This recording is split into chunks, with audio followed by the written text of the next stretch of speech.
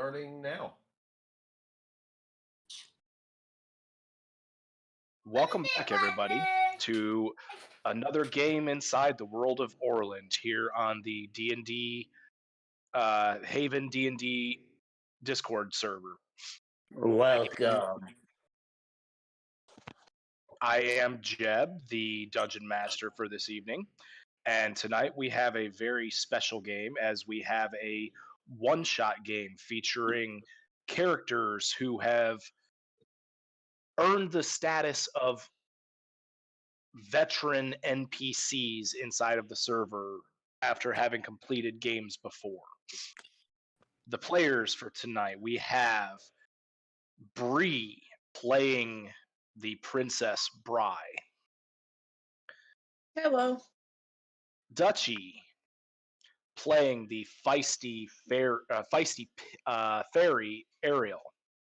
Hello. Hey, wait, why did she get a special feisty? I knew that was coming. You got the princess moniker. Well, she is a princess. She acts it too. Mute. And Ariel was feisty. What's your point? Next up we have Fish, who is playing the Oathbreaker Paladin Aeson. What's up? You're not gonna get stabbed in the back, are you? You might. Shoulder, back, take your pick. It's going somewhere. That's how that works. Also known as the Whiff Lord. Yes. Yeah, well, at least I'm not the Whip King anymore. We have the Haven Master, Tyler, who is playing the soon-to-be-wed half-orc barbarian Nord. I was wondering if you were gonna remember if I was playing Nord or not. Wait, since when was Nord coming? When wouldn't he be? Would you prefer I play Batra? Because I can do that as well. I mean, he was supposed to be staying home with the baby. I thought that the handmaid, whatever her name was staying with the baby. Well, no, her parents are there now. But, he was supposed to be staying there with her parents and the baby. Anywho. I guess I'm playing Batra instead. No, Nord is fine.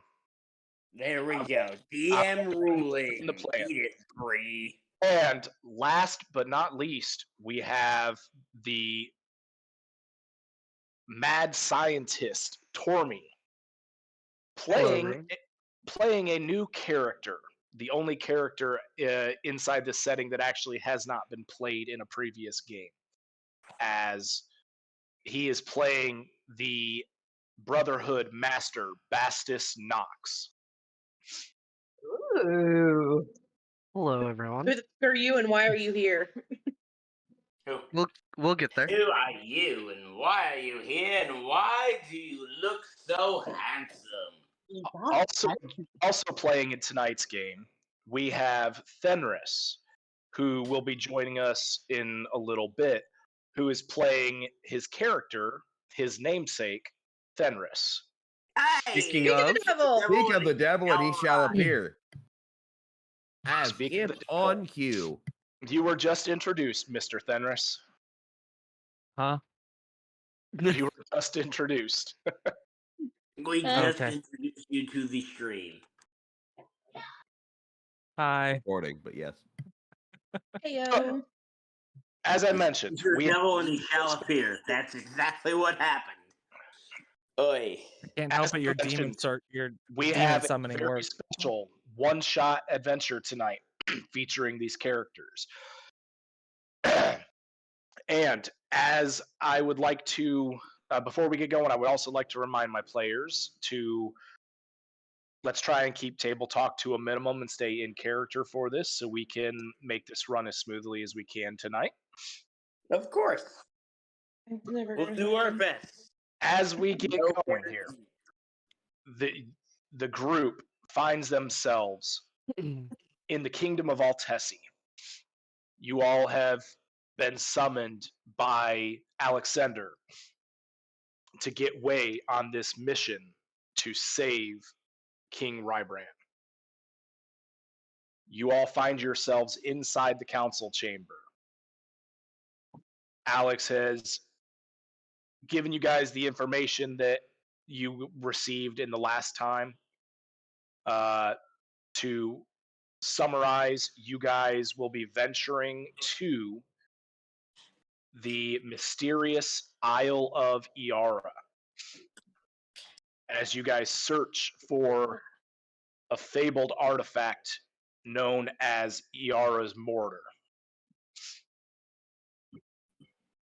Alexander has summoned you all, given you the information, and He can it is there that I turn things over to you. Nord immediately smacks his arm to his chest. For my king! And turns Bit to much Reed. there. I, of course, for you as well, because he's your brother and all. Still a bit much there. A little overactive, a little overdramatic. He always was a bit over dramatic. I know. He immediately smacks Aeson on the back of the head and just goes, I didn't do it. Yeah, see, there it is. Even more over dramatic. Can't even take it. As Oh this my, That was exchange is adorable. going leave me on- alone. As this Yeah. exchange is going on, Alex pipes up and does say, I have arranged travel for you all. You guys, you all have a ship waiting for you in the docks on the southern coast of the kingdom. Do you happen to have a map of the area we'll be traveling to? Sadly, I do not, as no living mortal has ever ventured to the Isle of Yara. We need a Well then, Kind of shrugs.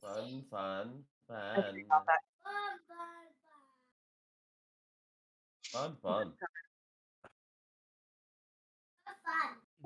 Shut up, man. it kind of just pets Rise and Avalon. Guess we have our work cut out for us.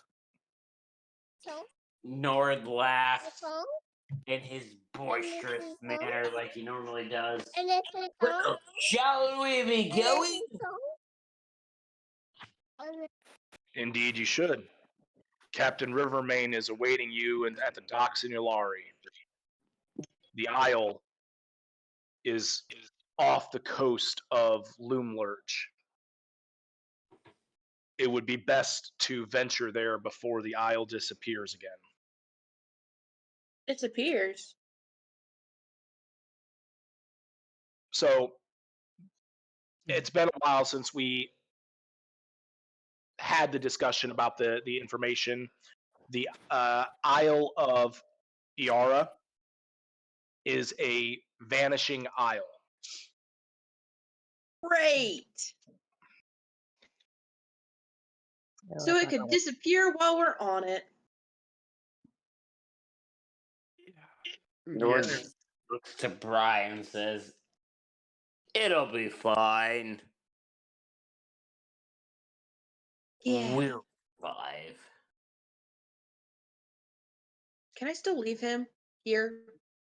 Do we know why it disappears and reappears? Thanks, Brenna. Alex looks at the newcomer to the group. We do, but unfortunately, it is not within my ability to tell you. As the goddess Iara oversees the isle. Nord just kind of looks at him. Some goddess we've never heard of.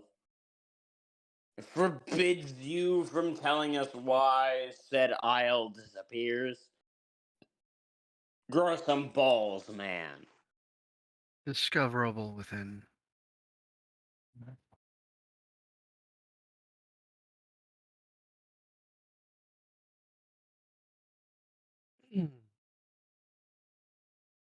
The Dragonborn pulls the cloak hood up and takes a stand from his seat. I have been packed fairly light so that I am ready when you all are.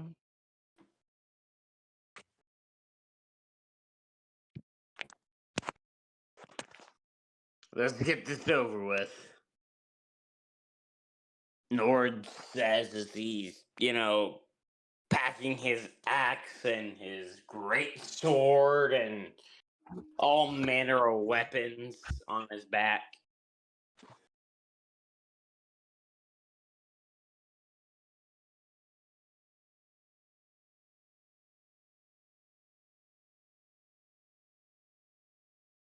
So, you guys pack your gear, you prepare, and you leave Althesi, travel to Ilari. Mm-hmm. You go to the docks, and you see the sole ship waiting. Standing on the pier is a 5'6" tall human female. Her arms are very muscled, tan skin, and she's somewhat flat-chested. She has a very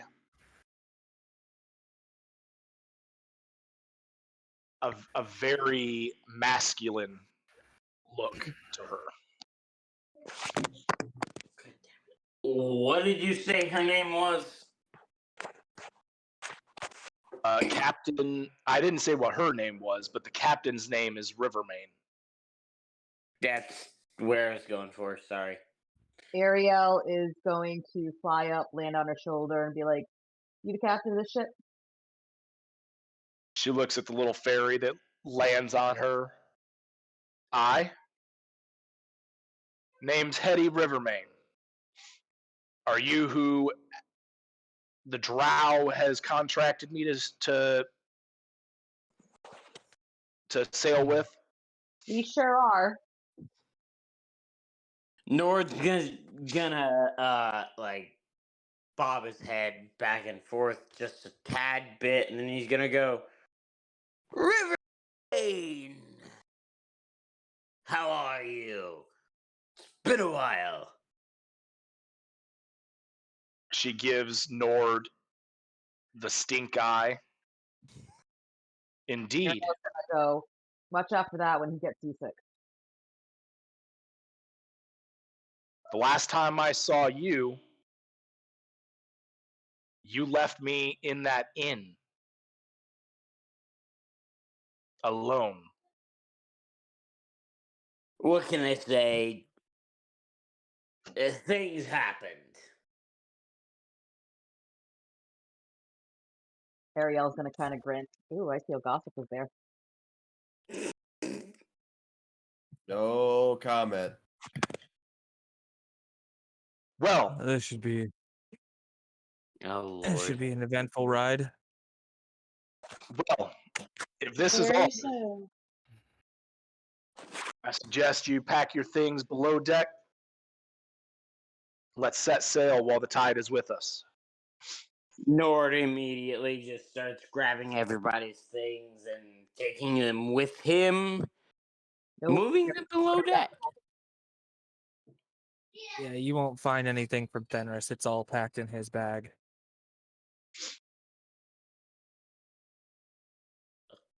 I'll keep that in mind.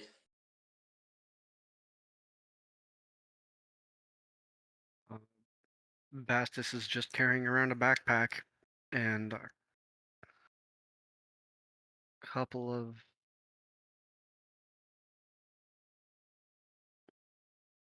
Couple of daggers. That's it. Okay. Well, you guys, those of you that brought more than just carry on, store your things below deck. The crew jumps to, and they set sail. Okay. Rise As finds her a as nice you spot all on the. go ahead. I was gonna say, Rise finds her a nice spot on the deck and lays down. Ariel's gonna explore ship.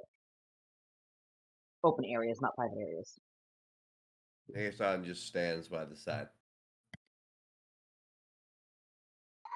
Rye's just gonna be leaning up against the edge of the or the side of the boat. If allowed- Nord by her side. If allowed, Bastus will be not right on top of the wheel, but near the helm. Very well. And Fenris is taking a spot in the crow's nest.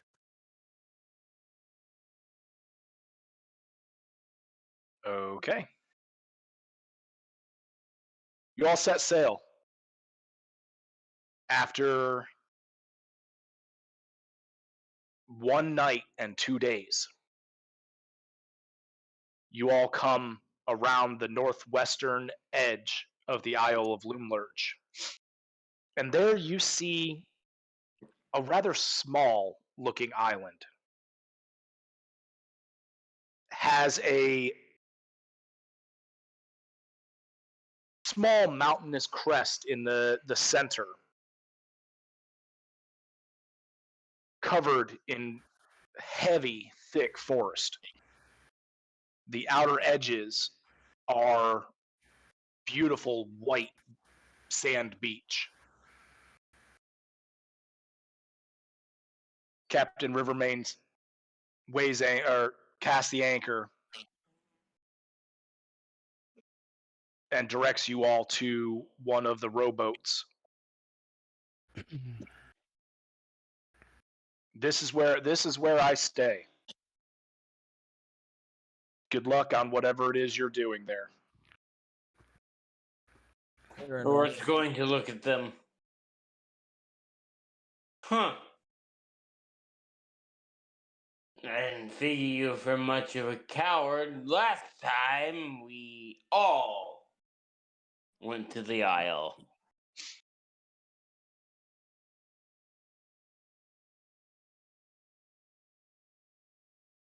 Ariel's gonna look at the captain. You all right home? Yes, I am your ride home, as she ignores Nord. She's gonna look back at Nord. How about we don't instigate fights with the people that are gonna bring us home, okay? And then she's gonna. Yeah, fly. but I'd have enough rampant stupidity going around in my life right now. I don't need you adding to it.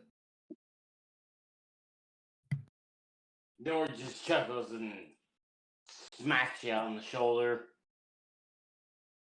Oh, I've got a brother or two you can smack if you want to be violent. Two. I'm glad Ben agrees. Hello. Hi, Ben. He can't hear you. I figured, but still. Hello. Shut up, Ben. Staying on point, did you guys get into the rowboat? Yep. I'm gonna kind of Yeah. hang on. Who is manning the oars? I will. Is there a second rowboat? This is a rather large one. It can seat about 10 people comfortably. So 3 Yeah? Nords, got it. My question still stands. Is there a second rowboat? There is. Yeah, they got to ride with the dog. I'm taking the second rowboat. I have a large beast that has to make it. No, true. Okay, so you guys take the rowboats, row to the beach. Mm-hmm. As you disembark the rowboat, you see this beautiful, fine sand. Doesn't appear to be any rocks in it.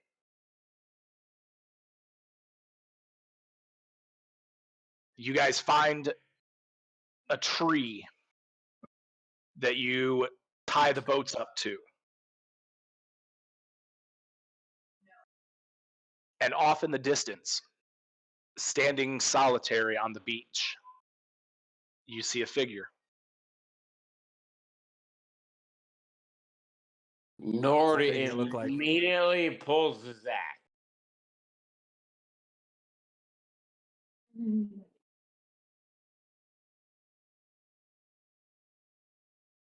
Reel's gonna look over. You're a little jumpy.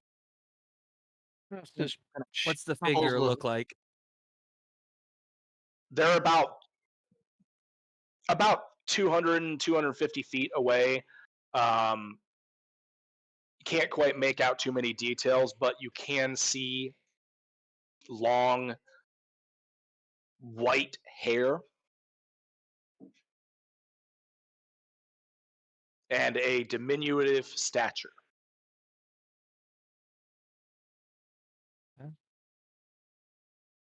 Doesn't Aeson Puts away his axe and pulls out a hammer. What was that about Aesop? does he have light hair or Yes, dark hair? that was about you. Light hair or dark hair? They all three of the idiots have dark hair. I like how he called them idiots. I mean, they are all idiots. To be honest here. We'll establish that. Says We're the learning. Witch Lord. Aeson is just the least idiotic one of the three. Are we sure about that? So, We're learning Do you- nothing from here. do you guys Let's- approach the figure?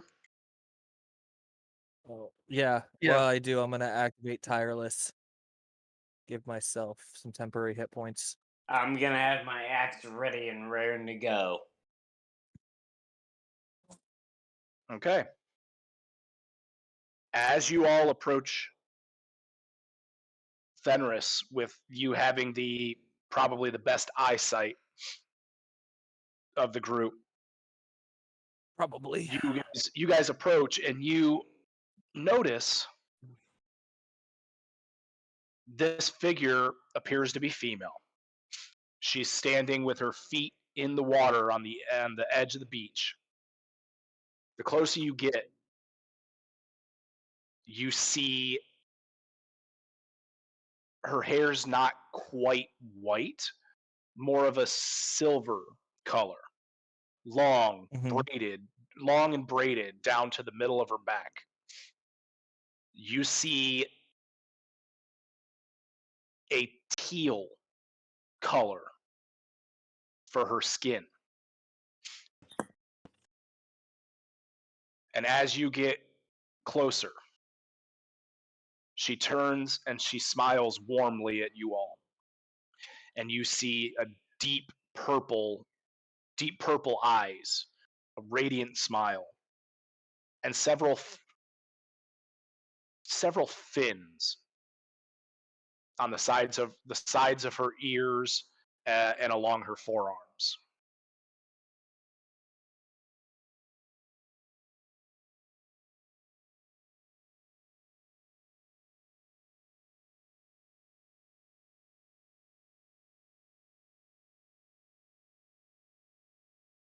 Let's see. Aeson. Bry, Mm-hmm. Estes, and Fenris. Mhm. Yeah.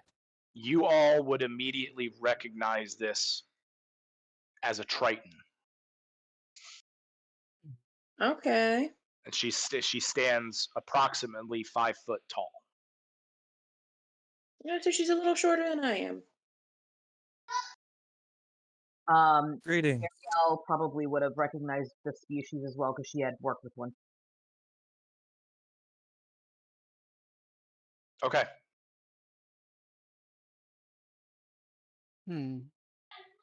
Makes sense for an island.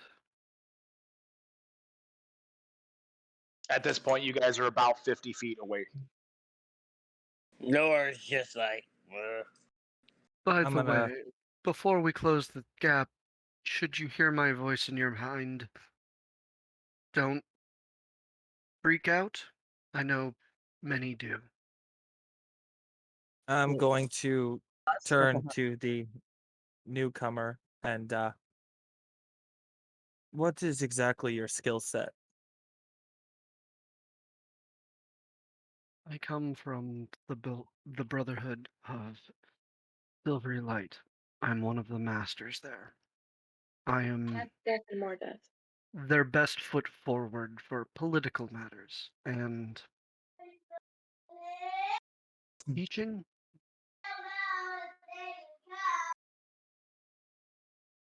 I see. And Well, as we're walking closely, you feel more courageous.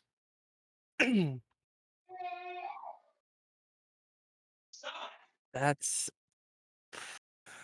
that's a dangerous thing to do with them. There's uh I mean, very without saying it in character, you're within his aura of one of his paladin auras. fantastic. I'm I'm the best foot forward to deal specifically with the king and his kingdom for the Brotherhood. Oh, There's been some time I've since I've been in the field myself, but I've made a trip or two into the castle. I've heard of the Brotherhood. Your your company is appreciated.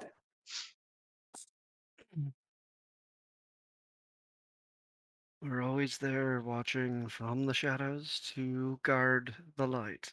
So this is just another matter of that. And the coin it will Yeah, bring will help further the cause. you can say that again. All right.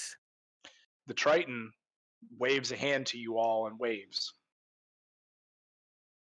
Brian is gonna wave back enthusiastically Um, because no one's gonna wave at you if they're trying to kill you. Fenris is going to stop about 20 feet off and give a bow of his head. Greetings. She bows her head, and to you as well. It has been many years since I was joined by mortals from the outside world. May I ask what your purpose on Lady Iara's Isle is? Well, honestly, I wish it was under better circumstances, but we are in dire straits and have come to seek use of the artifact that is rumored to be on this isle.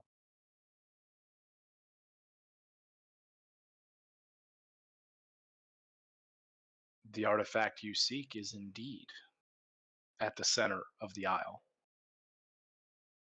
You What wouldn't is have it you wish to use it for?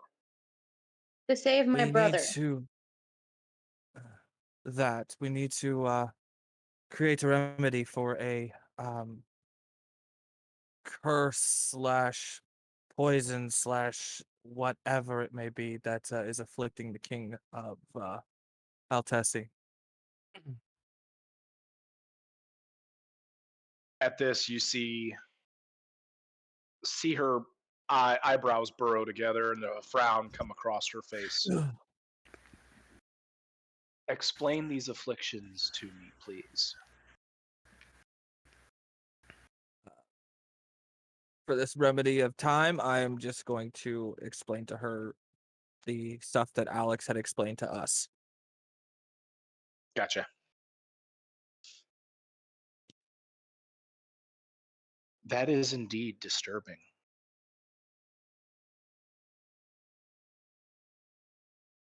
You must enter the living labyrinth to reach the mortar. I'm sorry, did you say living? She nods her head. Is this gonna get us what we need to cure the king? She nods. There are 4 items that you will need. Beyond that, I do not know what else, as the other items depend on the individual or the individuals who seek to use the mortar.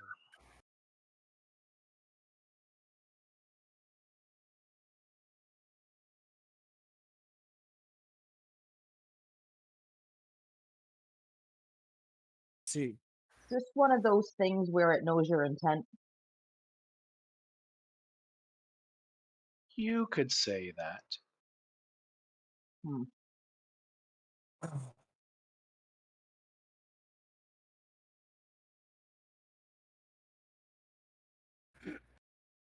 would you happen to know what sort of things you might come across inside this labyrinth? Yes. The labyrinth is different for everyone who enters.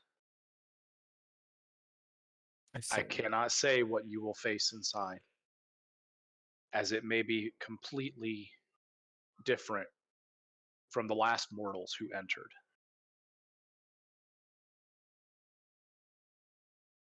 Very well. Do you happen to know how long it is before the isle dissipates? She nods. May we know?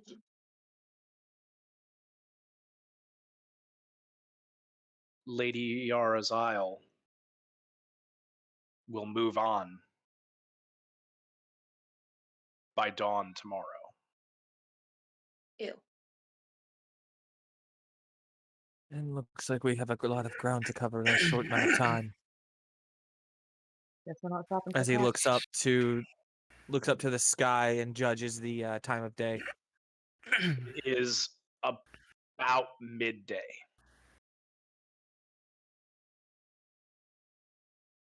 About 18 hours.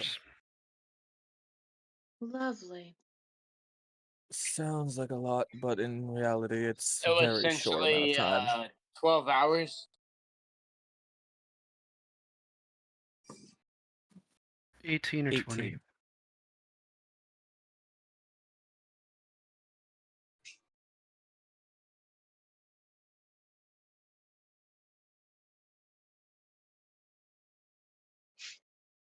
Thank you for letting us know the most immediate deadline there.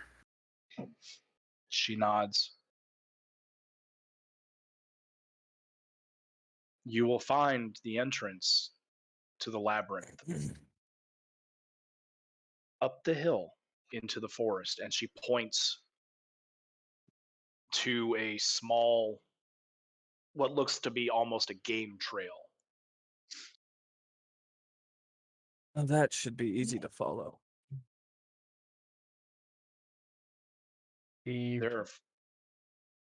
Go ahead.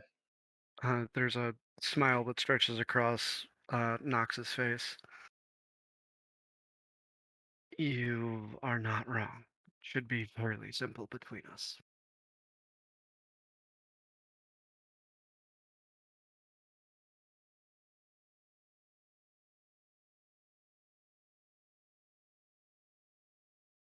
That's it. Based off of the information you have given me, Flip. there are 4 ingredients you must seek within the labyrinth. One is called a dark root.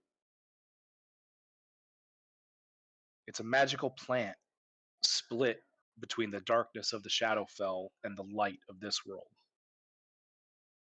Split between death and life.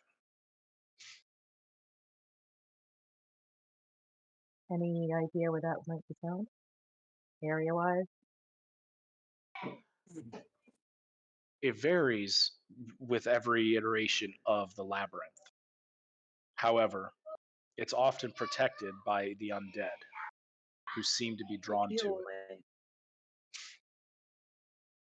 It does only appear in our realm on this island for short periods of time. I do like the Okay. undead. Once it has been plucked, the root will not disappear.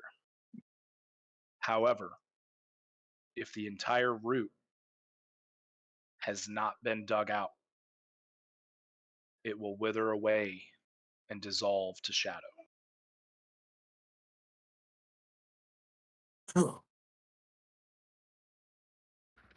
Okay. The second ingredient is known as white hyaluron.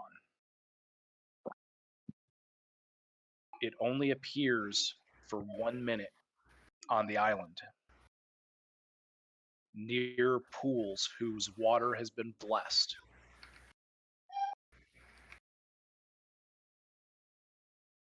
Once picked, the flower will not disappear. Blessed by One who is holy. Hmm.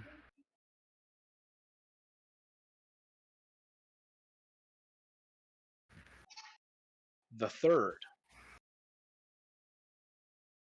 you'll only be able to find one of.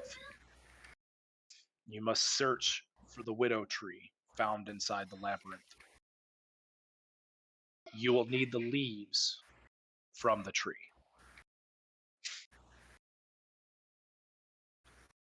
Do we need It all of the shouldn't leaves be or just some? just some. Okay. It should be fairly easy to find this tree, as there is no other like it. It has purple bark and red leaves. However, I bid you caution, as the leaves from the tree are poisonous. lovely. They can make a poison that in low doses leaves its victim temporarily paralyzed, while a highly concentrated dose is often lethal. So we should keep some. Is it poisonous to the touch or only in consumption?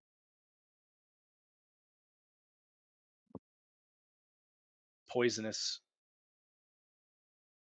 if consumed, or if any part of the leaf enters the bloodstream. Okay, so don't eat it. Got it. Hmm. Oh. Good thing I wear gloves. Also, Many be of us warned, hopefully wear gloves. this tree is often protected by the spawn of the Faceless One, among other protections. I'm sorry, you said the faceless?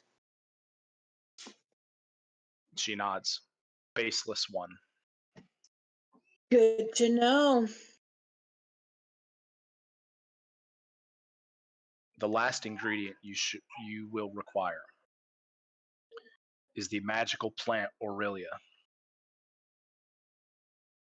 It only grows in one place on the island, in the heart of a holy willow tree.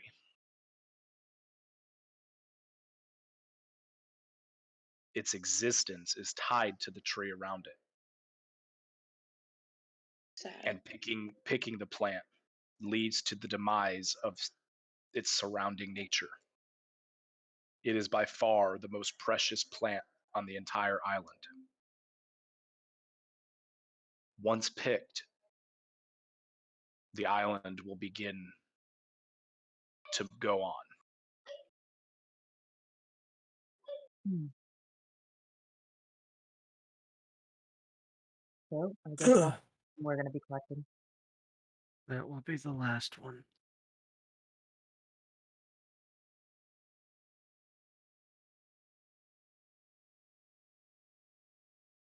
So what should we do first?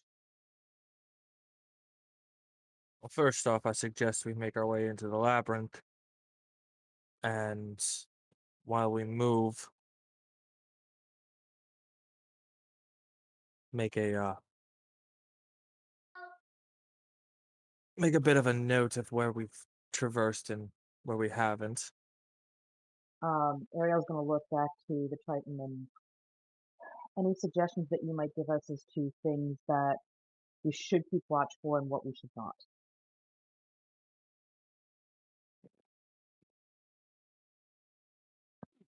There are many things that can appear inside of the labyrinth. Some are friendly, some are dangerous. It depends on those who enter and what you do inside. Very well.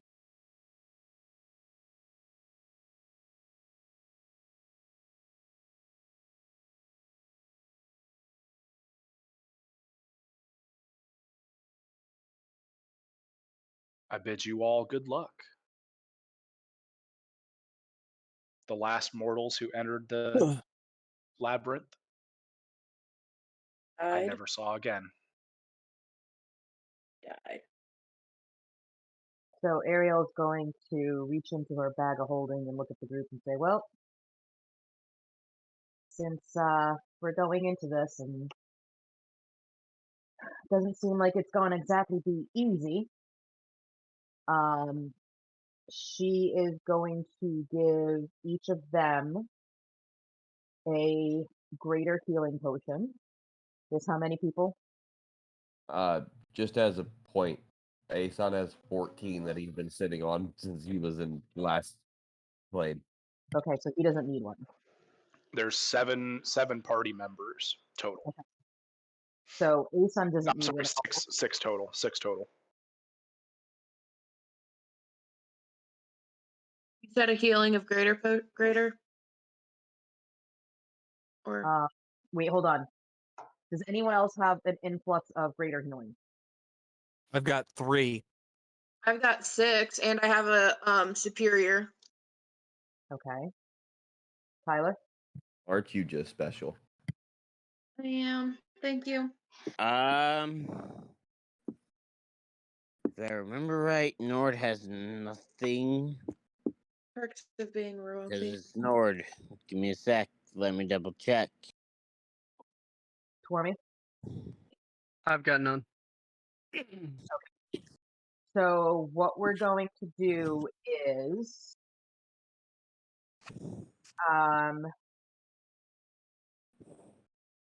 since you guys have Bree, you said you had 9 and Aeson's got a ridiculous I have amount. 6. I have Yes. 14. Okay. Fenris has 3.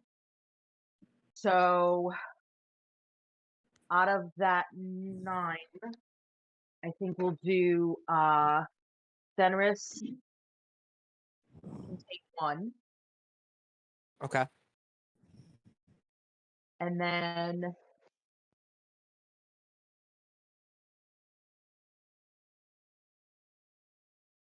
I'll give Yeah, looking through it, Nord has nothing. okay, 2 to Nord, 2 to Bastus, and then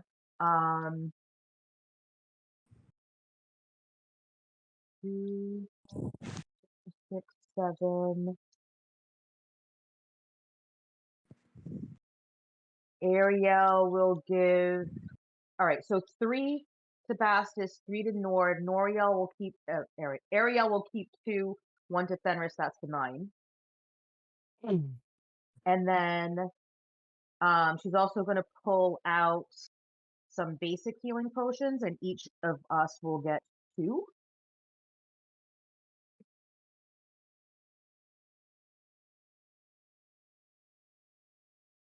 Boys! Okay.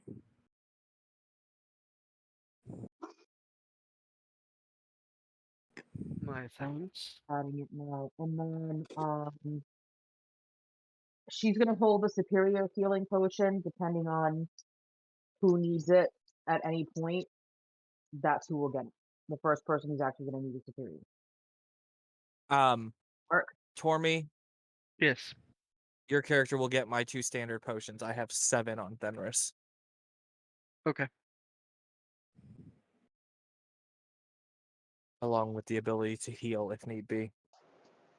I did also post the Owlbear link while you guys are divvying out. Why do I not see potion of healing for like the regular potion? Because it's under the it's not It's a under the common. potions category. It's a common item. Yeah, but I literally just typed in healing, so it should still have come up. Right? Weird, it worked on mine. Moto! Hello, Moto. Oh, there it is. I got it. Alright, Hi, Moto. so one superior. Fine, don't Hey, say Jeb. hello Hang on. back. Moto, She's Ben probably said hi to you working. really cutely. I know, I'm just being an ass. Well, that's nothing new. Okay. Hey, Jeb. Yes. Moto! Those 2 things that you sent me in DMs, are they considered magical? Yes. Perfect. Thank you. I put the rarity. Yeah, you did. I was just wanting to make sure because I have something that affects them. No, you're fine. Okay, so So, you guys divvy out all of your healing potions. Do you guys enter the forest heading towards the labyrinth? Yes. Yeah, and I am going to I am going to once we get to a point within the forest, I am going to basically I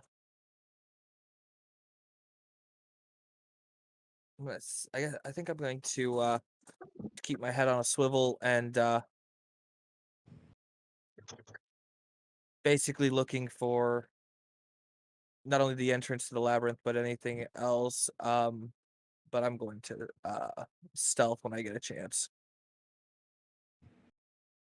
Okay. Well, you're traveling through the forest. You don't see anything anything dangerous. I mean, you see some game running to and fro.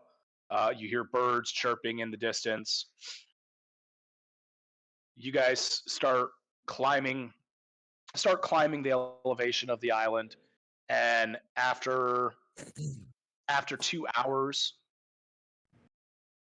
you come across a large 20-foot tall wall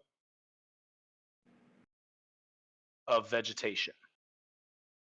Oh my goodness, compared to if I zoom out, that's a big labyrinth. oh Yep. crap, I forgot about all this. Ugh. Let's chop it. Let's chop it down. As he pulls his axe and gets ready to swing. Make an attack roll. I don't think we should start hacking at vegetation on an enchanted holy island. He hasn't swung yet. He was waiting for anybody to say anything. Let's not, because, I mean, if he wants to be dumb and do it, let him. no, I'd rather him not. that's stuff that we have to do and could backfire in a very ugly way. As he's getting ready to swing and hearing everybody, he just kind of stops and. All right. I guess I won't. I'm Puts really his axe away. regretting not taking assistance. Just a very large tree, right? It's a large wall of vegetation. It almost looks like a really thick bush. Giggity. Okay. You're horrible, Well, Jeb. Well, first Oh, off, you know I'm that. going to communicate to Avalon to fly up and see if they're how high up the top of it is. The top of the wall is only 20 feet. Okay.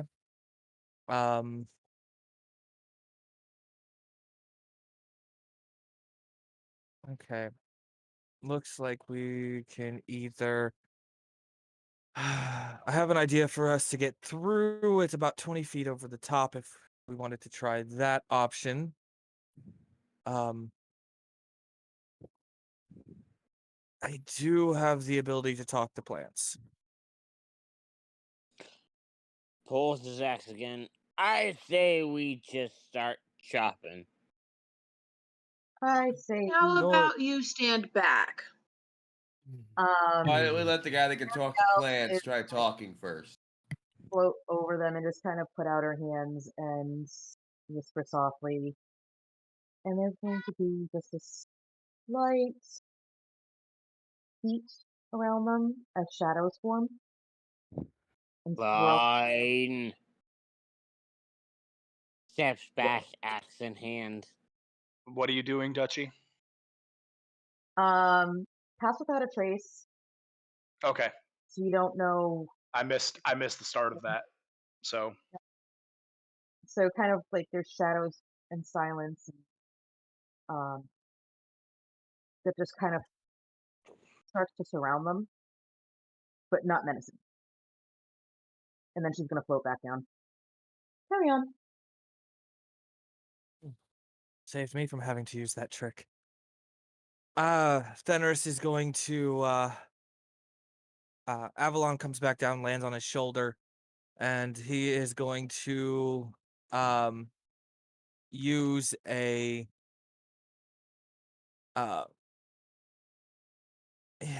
his use of his primal awareness to activate speak with plants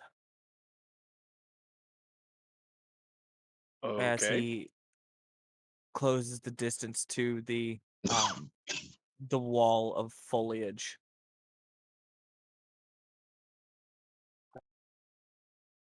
You come within about 10 feet of the wall, and you see you see the wall almost come to life as vines start moving and twitching at the draw of your presence.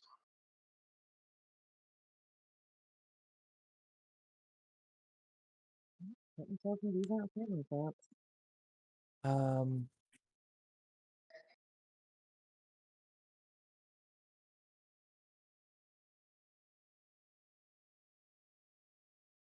Well then,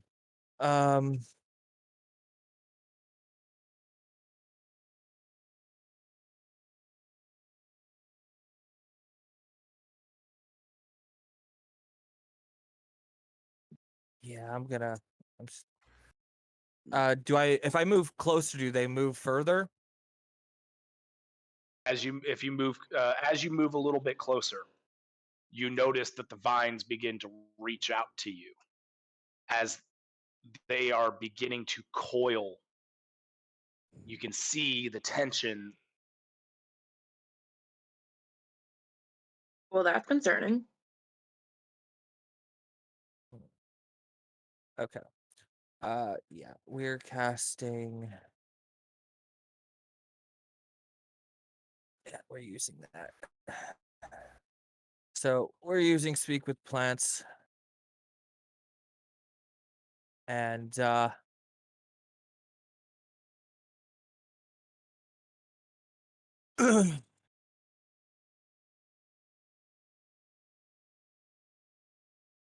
the spell allows me to imbue plants within 30 feet of me with limited sentience and animation, giving them the ability to communicate with you and follow your simple commands. Okay. You can question plants about events in the spell's area within the past day, gaining information. You can also turn difficult terrain into ordinary terrain.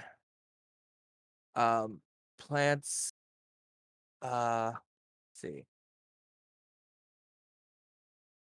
The spell doesn't enable plants to uproot themselves and move about, but they can freely move branches, tendrils, and stalks.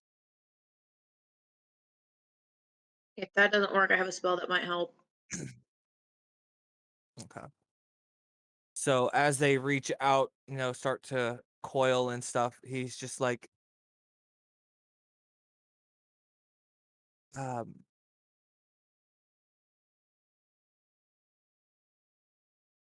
sorry to bother you, but would you permit us passage? You hear the faint trace of a whisper. Being from your background, it almost sounds like the leaves rustling in the breeze.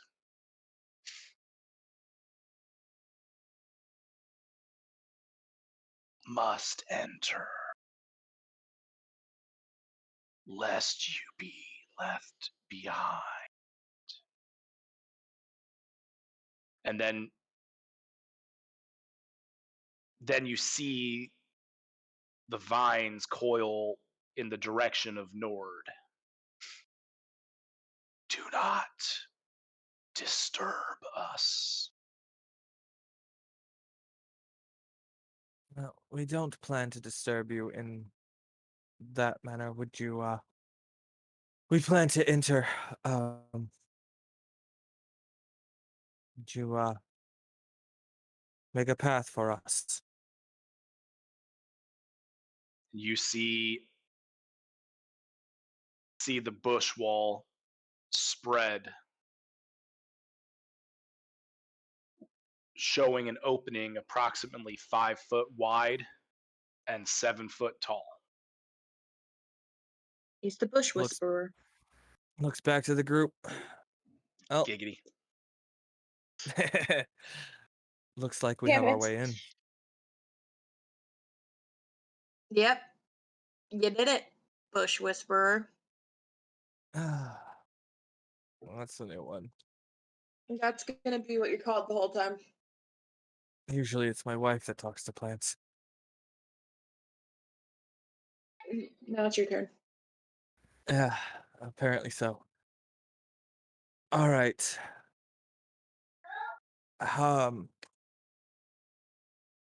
Well, let's make our way through the opening quickly, before they decide to change their mind, and then we can decide how we're going to move forward.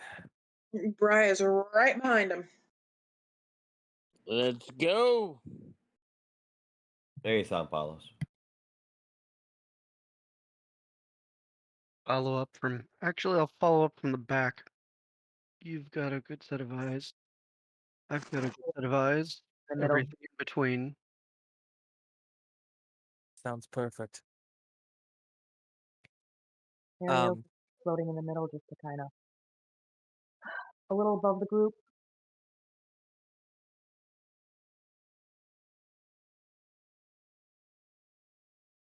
As we pass through the opening, and we get ourselves settled up. How long does the well, actually I think I can answer that. How long does Pass Without a Trace last? Now, An hour? Okay. Mhm.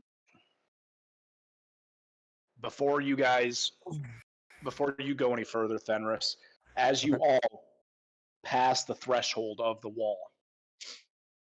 wall closes in behind you. And you see a noticeable difference where from the outside you saw a 20-foot tall wall. Now that you are inside the labyrinth, it appears that the walls are closer to 300 feet tall. On top of that, where when you entered, daylight was shining, birds were chirping, all was peaceful. Inside, it almost appears to be twilight, and not a sound Great. can be heard. I don't like this. Get your Oh, I absolutely, Darkness. I absolutely love this. Darkness. That plays well into what I can do. Nobody's gonna stop Nord from just hacking his way through, because that's what he's about to do. Ariel bops him on the head. I will blow you up. I will help. Can we at least make sure he's away from the group? I was gonna suggest tie him up and stick him in the wall. She's gonna turn to Bree. You're marrying this? Yeah, we don't get it either. To be decided at this point. So, for those of you who are following along on the stream, we do use a website called Owlbear Rodeo to use our battle maps. Players, if you are on Owlbear, the Owlbear is live, and in front of you, you see the start of the living labyrinth. Jesus Christ, we're that small. Did you say living? Yep. I know you said it earlier, but my brain just still can't comprehend it. Yep. More or less, my brain just doesn't want to comprehend it at all. Because I don't like that.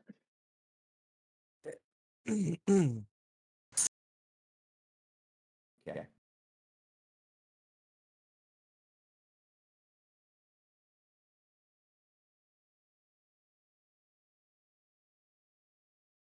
It's active again. Go ahead, Tommy. So if you, since several of us do need light to be able to see, and I don't mind being a little bit of a target, he takes out his pair of daggers, runs a line across the back of each hand, and as the blood drips out onto the blade, they both light up with radiant energy. And I am now effectively casting a 20-foot bright light around me from the daggers. And that also is going to counteract. Wait, no, hold on. It took 2 hours to get there, so the pass without a trace isn't on there anymore. We passed the traces right at the door at the right wall. So then, that light will counteract the pass without a trace. I am actually going to position myself outside of that 20-foot range of light because of what I am and what I do. Those of you who need it, step forward. Those of you who need to be able to see, stay back here. Actually still kind of together. By the way, those of you within 10 feet of me, A, you're fearless, and B, +4 to your saves. So everybody has dark vision except for you. You're the only one that needs to see. Awesome. It's gonna move to the front like like- this little magical ball of light. So anyone that doesn't go in the light would still cover by face. Yes. So That we'll is- stay without the light. That is fine by me. Nord is right next to you. just quickly, one of my abilities that I have, and I just lost it because I lost the owlbear, is Cosmic Omen. Whenever you finish a long rest, roll a die until you finish your next long rest. You gain a special reaction based on the die roll. I did roll odds, so I have Woe, which is whenever a creature you can see within 30 feet of you is about to make an attack roll, a saving throw, or an ability check, you can use your reaction to roll a d6 and subtract the number rolled from the total, just as a heads up in case it comes up and I do that, you know what it's coming from. Okay. I mean, that's useful. So you all are now inside this labyrinth, and Okay. in front of you, you see the labyrinth veer off to your left. So at this point, and I just moved myself up to give space for people to line themselves up how they want. I've got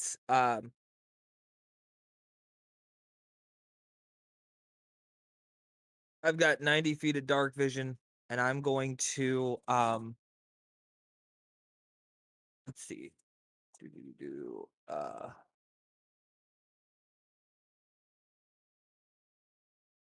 I am going to have Avalon is going to be basically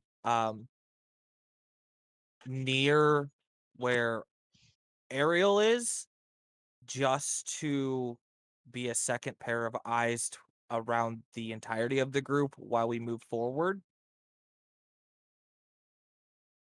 Great idea. Matter of fact, if Ariel wants to, she can ride Avalon. That would be adorable. Done. And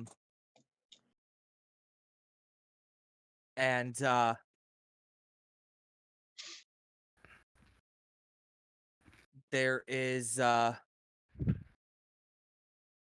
Rise is right behind Fenris. Well, not right, but she's between Fenris and the rest of the group. So second sort of buffer in case anything comes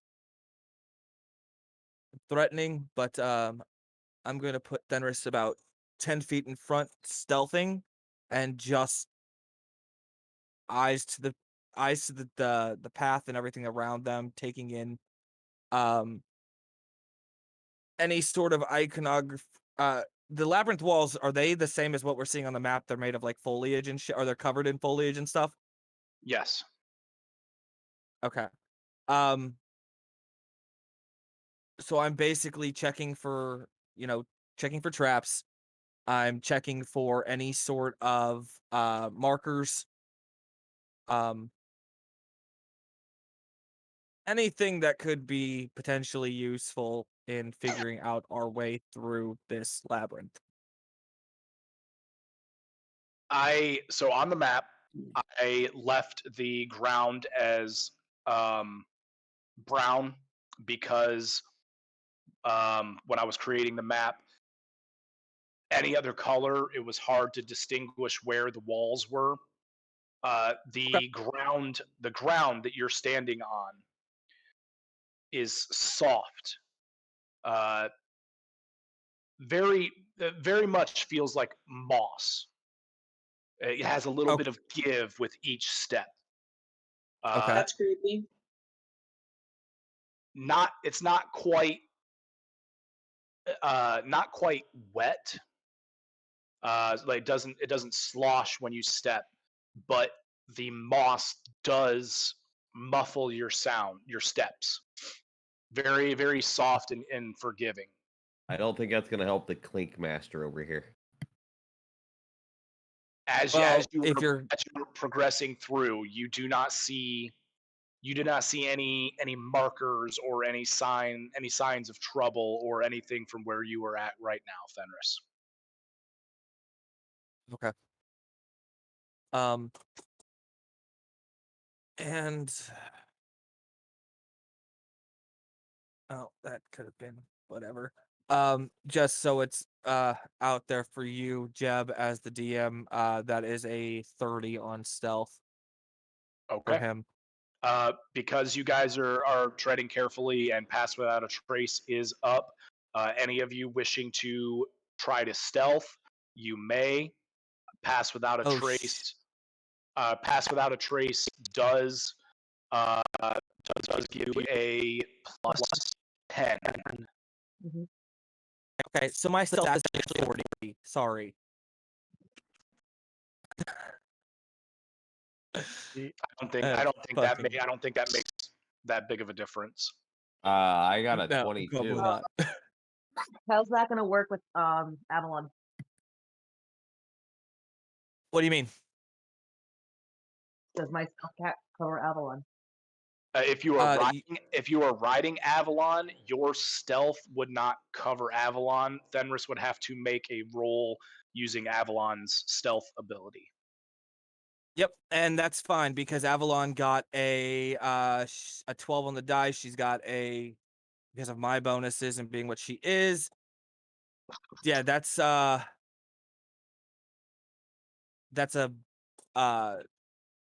20 plus the 10 from pass without a trace. That's 30. Okay. You're covered. I'm the 22. only one not covered by the. Pass without a trace, yes. I only got a 30. 22 for the Clink Master, 30 for the Walking Beacon, I got a 21. 21 for the Nitwit, Yeah, pretty much. and Bry, I got a 17, but I wasn't really gonna stealth. a 17 with the plus 10. Oh, then it's 27. 27. Okay. Okay, so you all are moving fairly quietly through the labyrinth. Fenris is keeping an eye out. Not coming across anything right at the moment. Okay. You, Fenris, you've rounded the corner here. You see that there is a path that turns to the left, and then a path that turns to the right. Okay. Jeb, hold on just a sec. I'm gonna be going chat because I'm putting Ben to bed. Okay. Night, Ben. Well, little one. Just for personal knowledge, Jeb. You said it was kind of like Twilight. What kind of lighting situation do we have? Are we in dark? Yes. Let's start. Go ahead. Yes. So it would be as if you were in the forest at night. So, pretty much pitch black. Yes. Okay. So another thing that you for your note, as a Gloomstalker, I have an ability called Umbral Sight. Part of that ability says, while in darkness, you are invisible to any creature that relies on dark vision to see you in that darkness. Okay. I'm pretty sure this is probably the third time I've actually gotten to use that ability. Nora just goes, way to go, way to go.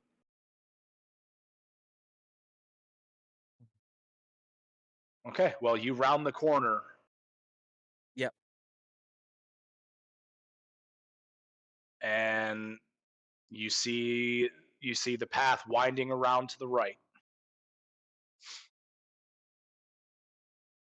And still no signs of any kind of markings or anything. No. I do want to gently and I'm gonna check something really quickly. Not animals, I don't want that one. I want the other one. Where's that? Right here, 3rd level.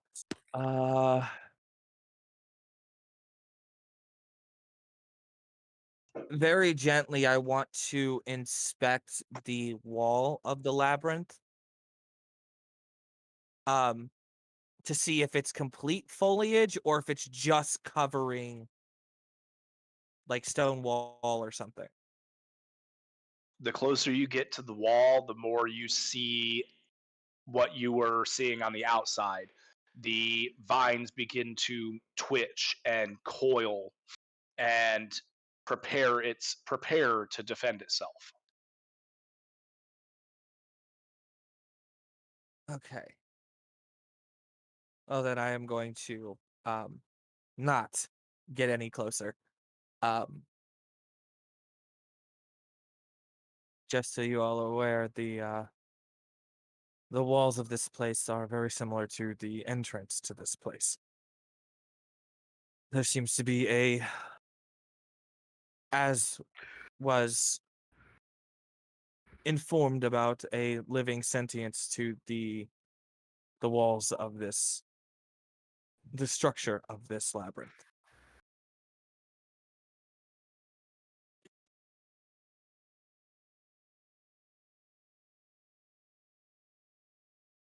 And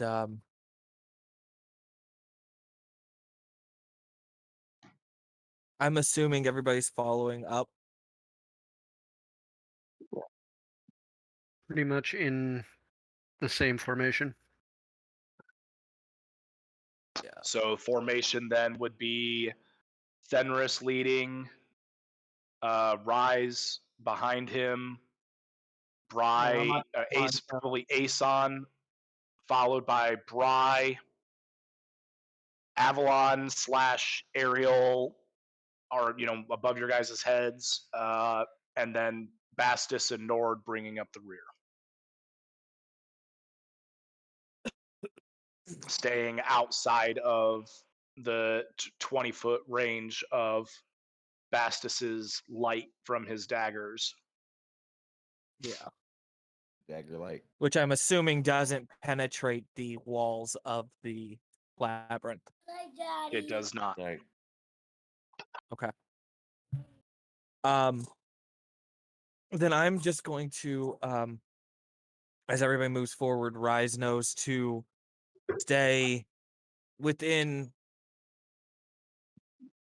15 or so feet of me, but also not leave the party in case something goes amiss. So you are invisible to all of them. So basically, they're following Rise. Yeah. Yes. She is tracking my scent. They are following her. But I am just I'm just moving slowly ahead, keeping my eyes on the ground, on the walls, on the seal. All right, well, anywhere I can look to make sure that we're not running into traps and things of the sort. Right. You don't see anything that concerns you. Okay. Well, then I am going to keep on. Keep on keeping on.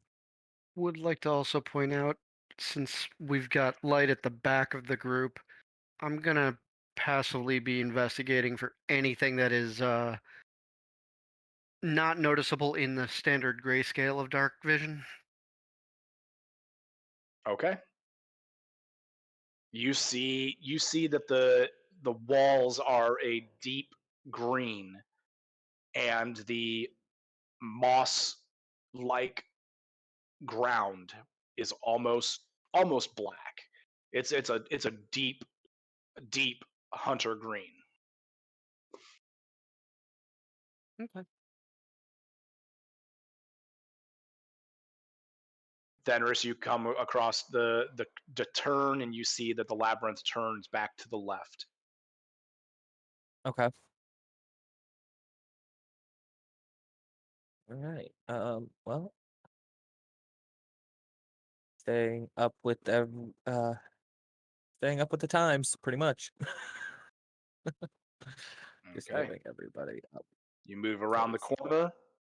You see about 35 feet in front of you, the labyrinth turns back to your left. Okay. Um.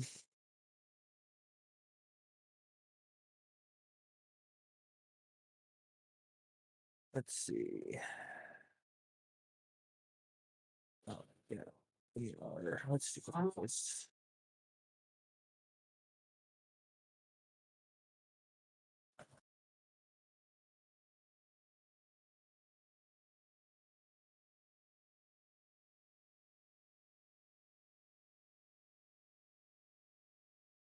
Gonna move up, giving a good berth on either side of the wall, so that way I'm not alarming the vegetation as I move forward. Okay.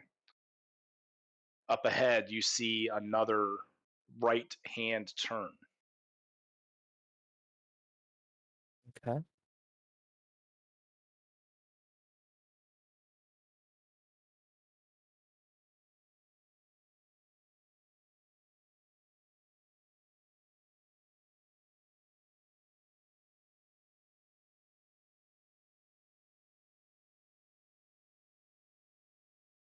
All right. Now, I'll go down to here.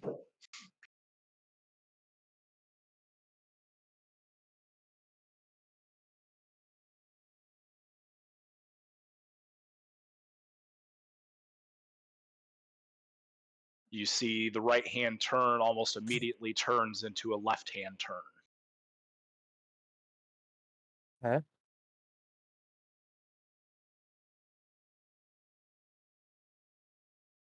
And moves slightly, keeping my eyes on things that might change or shift.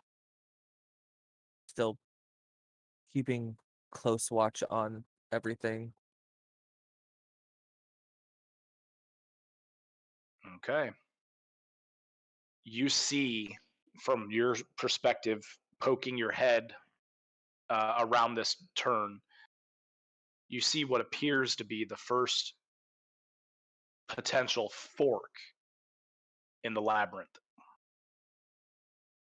Okay. As the wall directly in front of you, the corner directly in front of you bends off to your left and disappears behind your sight of vision, and you see another pathway open up to the right. Okay.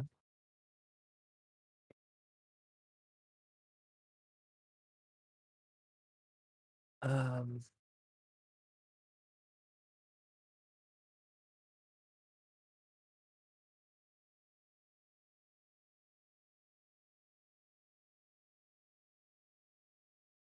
As you are sitting there viewing this, you hear Rise and the rest of the group approach you from behind. Rise stops, sniffs, and then if you turn and look back at her and the rest of the group, and you can see the fur on the back of her neck start rising. Okay. Uh. Seeing that, I am going to bring out my bow, and I am tuning my ear to the surrounding area. See if I can't pick up a sound for what she's smelling. You do not hear a thing. Okay. Do I? Let me ask this The- question. Do I smell anything? No. Surprisingly enough.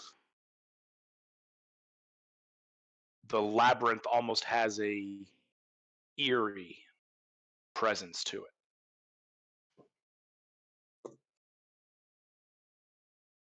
The rest Looking of you, back at have all come up. Of course, you cannot see Fenris, but you see Rise stop.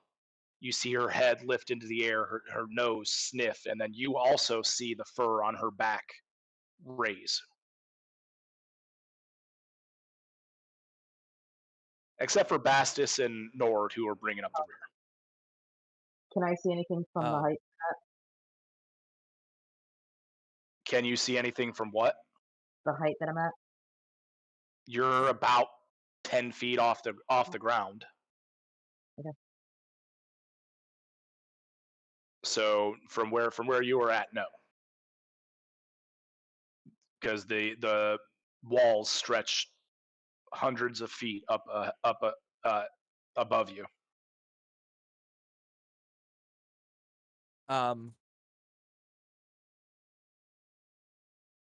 Just for ease of purpose,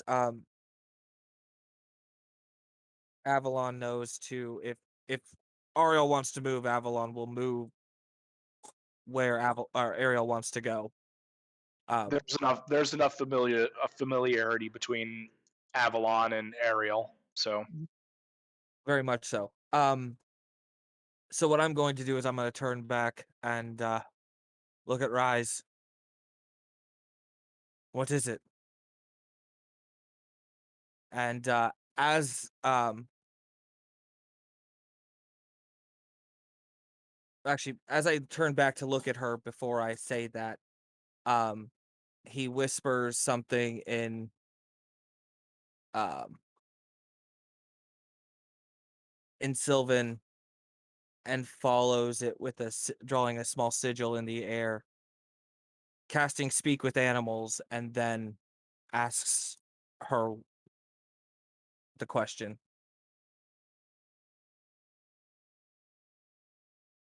unfamiliar smell around the corner.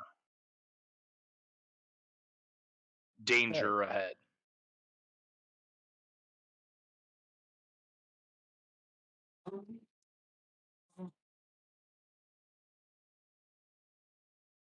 All right.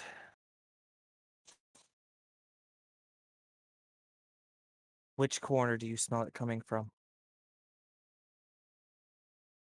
You see her left paw move a little bit in front of her as she gets ready.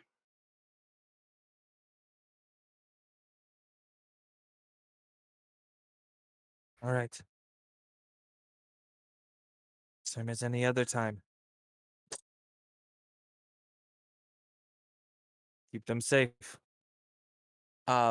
And I am going to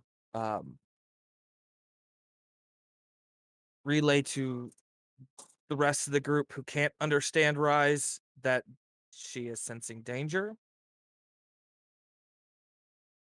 And that it's probably a good idea that they be ready for what might come around the left-hand corner.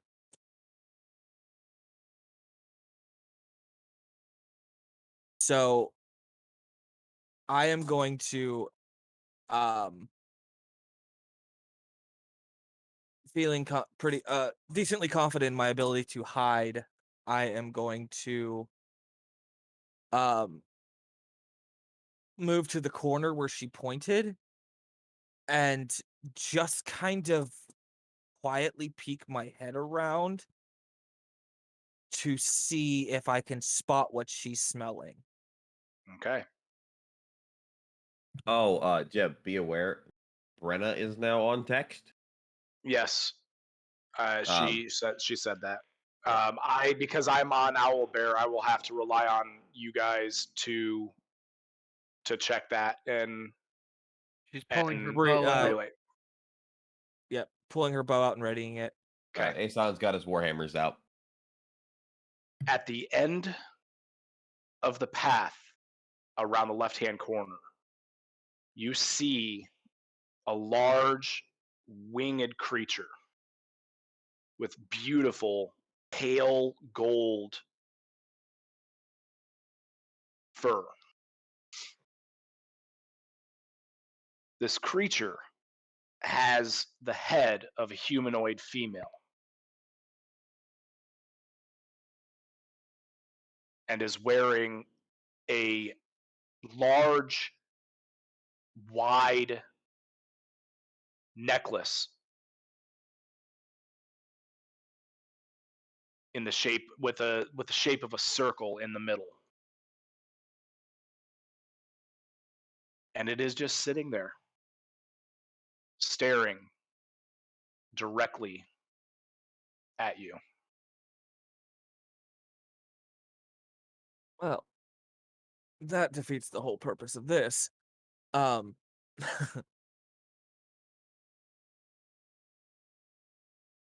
and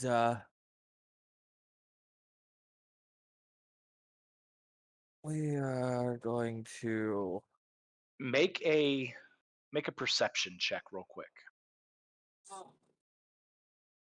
okay. I need to check the details on one thing really quickly while I'm doing this.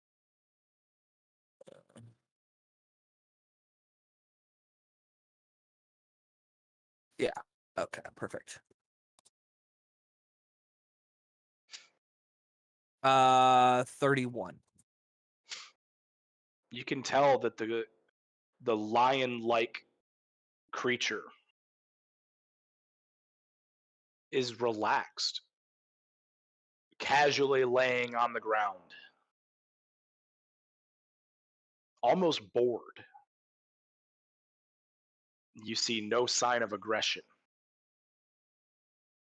In that However, instance, before I make my you go do ahead, see sorry. the tail. You do see the tail flicking back and forth. Okay. In that instance, because only my head should be visible at this point, before I make myself completely visible, I am the bow goes away. Because I am not, if it's not showing any signs of aggression, I'm not showing signs of aggression. And I look back to the others and to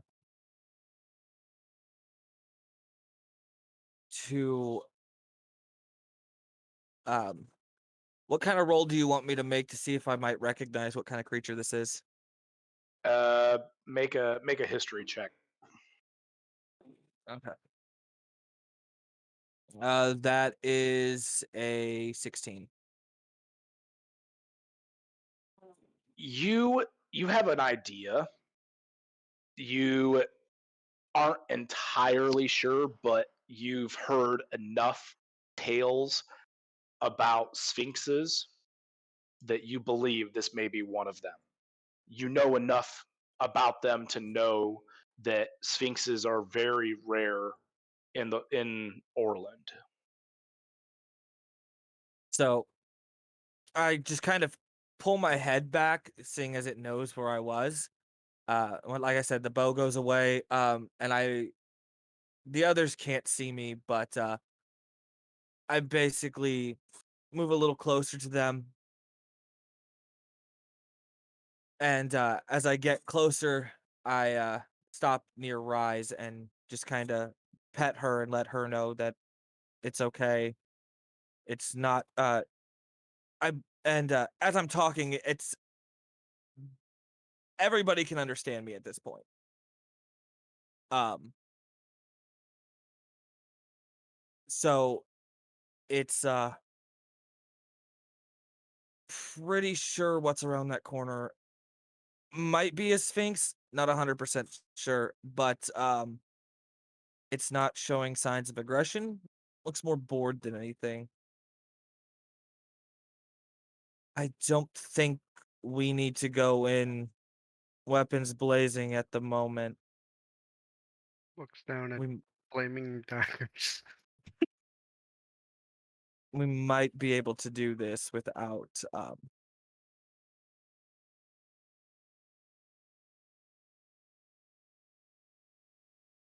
You have a point there, Bree. A bored creature can be dangerous. Bri. I don't know why I said Bree. My bad. But if you're correct and it is a sphinx, they're more known for wanting entertainment that's less combative. Right. So it has the ability to see me. You all apparently don't. But given where we're at, it's not that difficult. I say we approach this with a I said we approach this with a more calm demeanor. Hmm.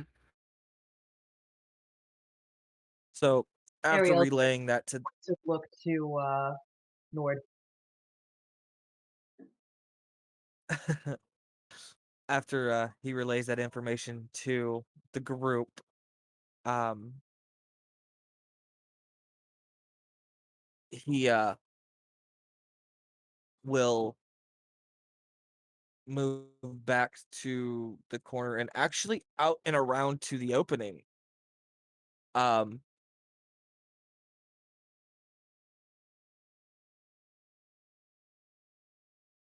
What are all and the rest of you just doing?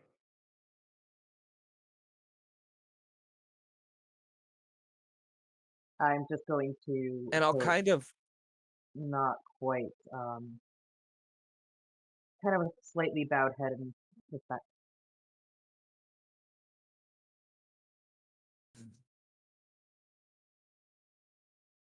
Phoenix creatures tend to be Phoenix, I'm sorry. Sphinx creatures tend to be bad creatures.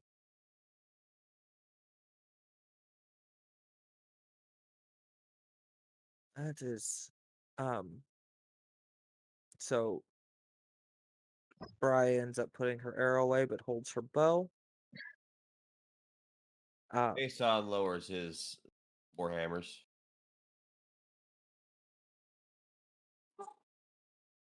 Bastus, Hmm. bring your light a bit forward, friend.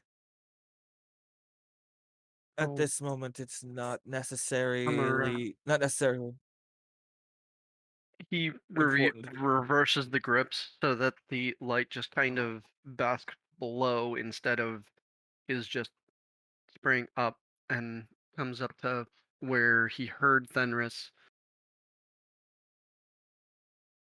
And as the light cascades over him, his image just kind of forms into view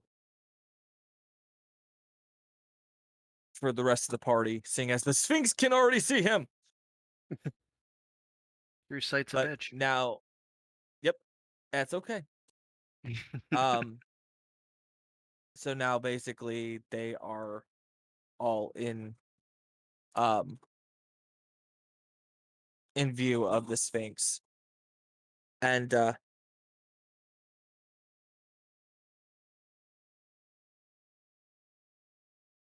Denris just kind of walks out and gives a slight bow of The respect Sphinx, to such a rare creature. the Sphinx nods its head.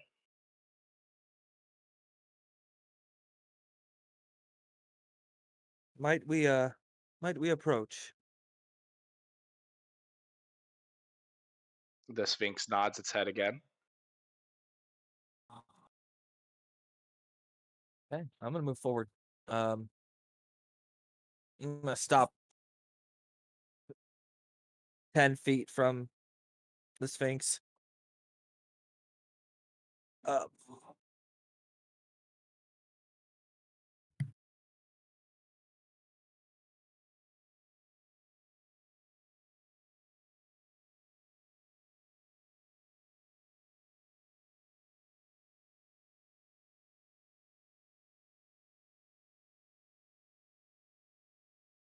The Sphinx just looks at you all, kind of amused, but also in a bored sort of way.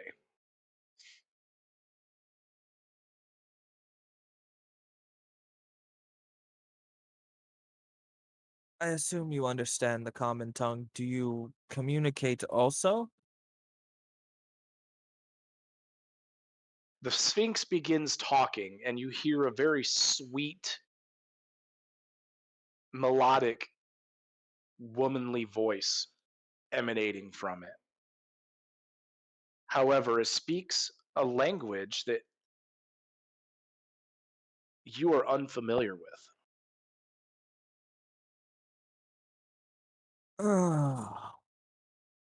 I see. Well, Does Ariel know it? What languages does Ariel know? Celestial, Common, Druidic, Elvish, Crow, Nauch, and Sylvan. No, she does not. Bree says she's got this. I'm guessing she might have a spell for this.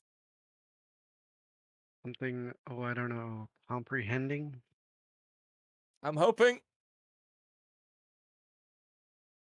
Or a helm of comprehend language?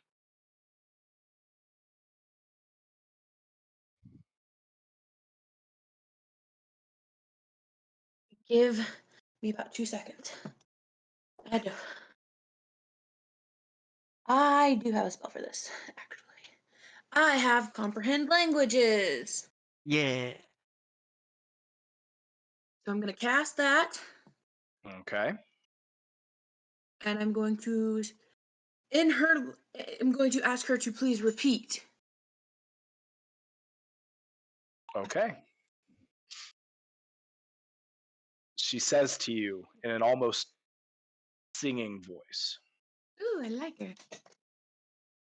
when searching for the number 3, one must chew the leaf from the willow tree.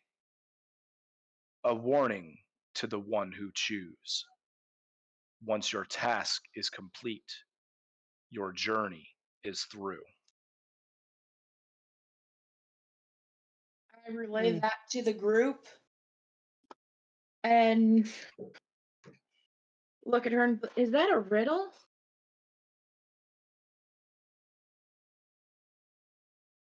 She just looks back at you, doesn't give any sort of acknowledgement. About the widow tree. How the leaves are poison. That would seem to be what she was implying. Your journey ends. I mean, that's death, right? Generally.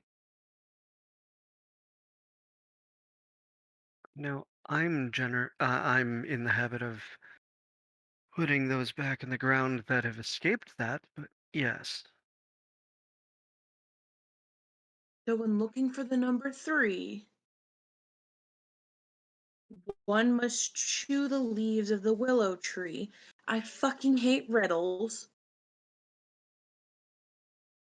We're not looking for the number 3, are we? That was the third. That was the third of our 4 items we needed. Oh, right. What? I thought it was something in the willow tree. Or wait, no, No. there was a holy willow tree that No. Yeah. is picking the Bastus pulls out a book that he was scribbling in earlier. We have to dig out the entire dark root, and it is protected by the undead. We have the white harlan. They're only around for a minute and only come up near pools whose waters have been blessed. We have the leaves of the widow tree, which are purple bark and red leaves. Leaves are poisonous if eaten or if put into the bloodstream, and they're protected by the spawn of the Faceless One. The Aurelia is in the heart of the Holy Willow Tree. There we go. Picking, That's the willow tree one. picking it kills the plant life around here and makes the island vanish. So that's the one we have to do last. Yes.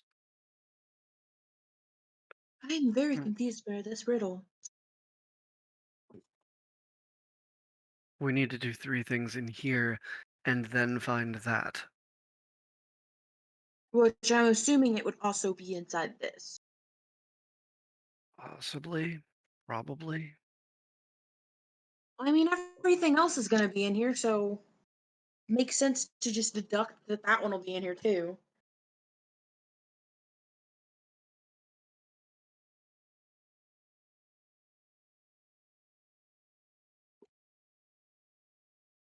I feel like this It's going to absolutely suck having to have one of us chew on those leaves to pull the Aurelia out of the heart of the willow tree.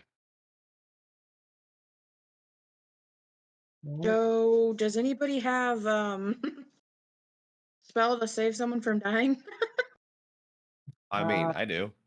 So, from where you guys are standing, you guys can see that there is an end to the wall to your left, and you see the path curl around where the Sphinx is lying. You also see the path bend to the right of the Sphinx, as well as a third path leading back behind you up and to the left. Oh, I hate mazes. They always I don't confuse have a me. spell to save someone from dying. I have the ability to save myself one time from dying. I mean, technically, I do, but over the table it's the wish spell, and that has to be approved by Deb. I have no diamonds on me, but if somebody does, I can. Did you say diamonds? I know how to bring someone back within the minute of their death. And you need diamonds. I need about 100 gold worth of diamonds. Well, I can tell you guys this. If nobody can cure him today, I can cure him tomorrow. Tomorrow? Or Lily can. Tomorrow's a little late, don't you think? Not at all. Trust me, it's not. I've been there before. It's Well, given the right circumstances. It can be expensive, but it's doable. if it comes down to choosing someone to eat the leaves, I volunteer. Pretty sure your brother will be able to pay the price. You have the I ability. can pay the price. Do any of you have the ability to call upon something that summoned to you? I mean, I can call upon Kieran, but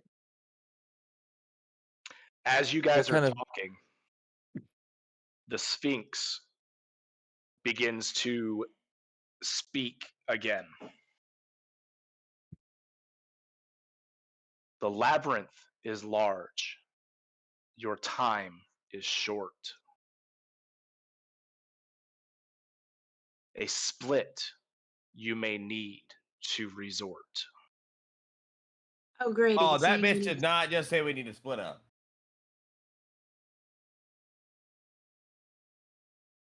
How these always go. It goes terrible. I mean, Um, with our limited time, we probably should. Fenris looks to Bastus. What do you mean about calling something to you? Do you know how to summon a... I don't know if the spell's correctly, but summoning, conjuring, calling, Anything? anything that can I chew. hold up a brown bag. Why should Or one not of a- us have to sacrifice when we have something perfectly valuable there that can chew for us? Sorry, not a brown bag. It's a gray bag. Sorry, not a brown bag. Oh, can- so you mean like call something to sacrifice? I don't, but I can summon up to 3 beasts that Doesn't could need to be now. Does not need to be now, but now you know a possible way of dealing with this. It's a possible way of it, yes. But at the same time, one must also consider the fact that if they are incurring damage from the poison, whatever um whatever is partaking of said poison must be able to survive long enough to pull the heart from the willow tree. Mhm.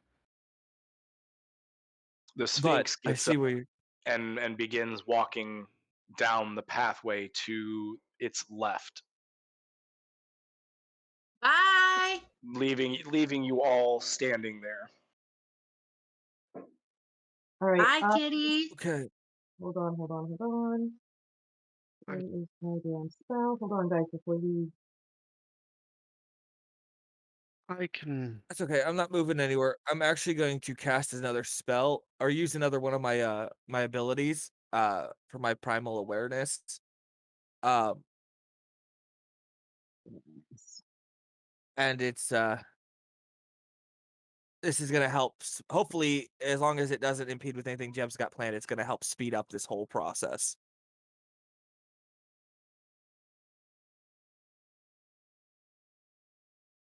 What do you have in mind?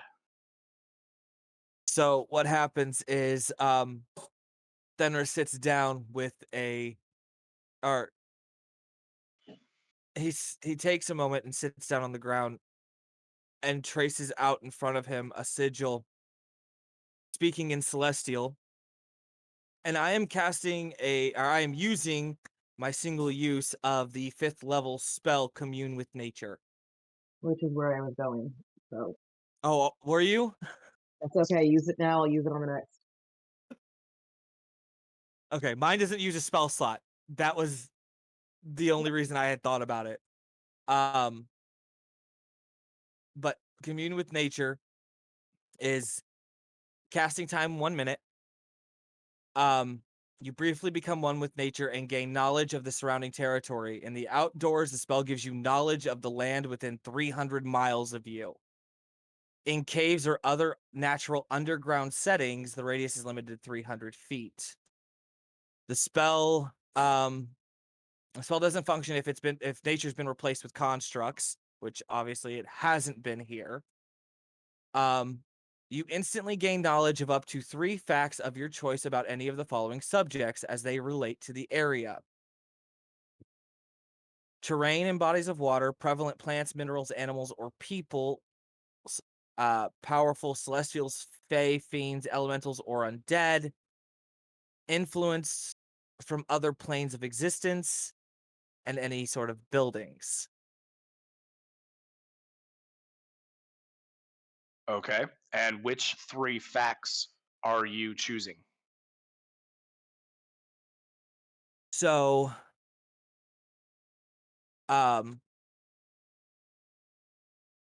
we need the location.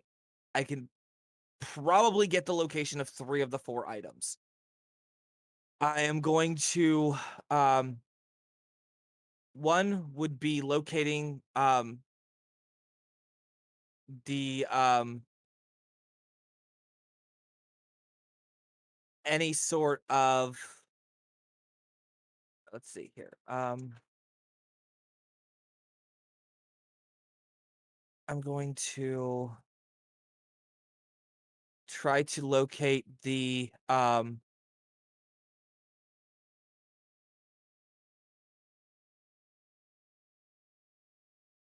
Fenris DMs. okay.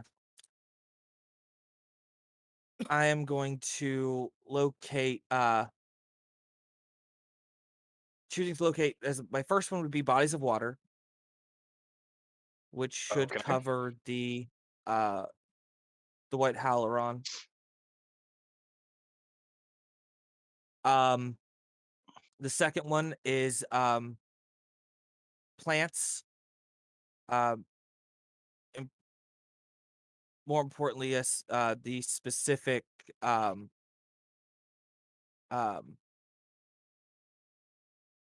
Widow tree. yeah, thank you. You're welcome. And then the undead.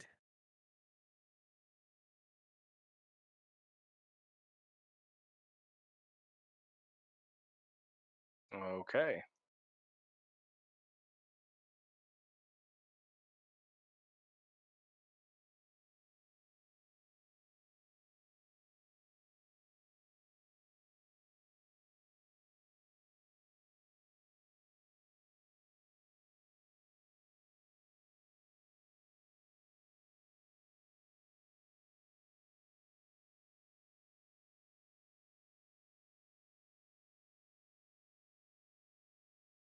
So what I'm doing, I am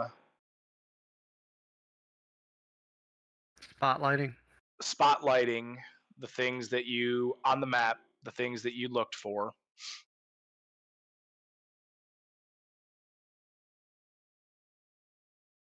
God. Okay.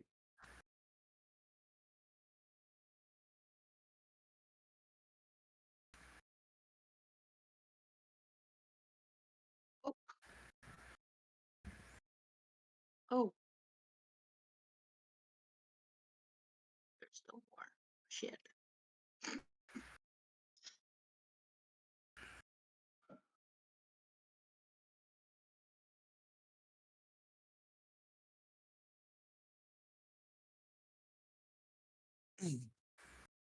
Okay, so you have an innate awareness of 5 different bodies of water. You know that the location of the widow tree is almost directly south of you. And you are aware of several clusters of undead throughout the labyrinth. Undead. And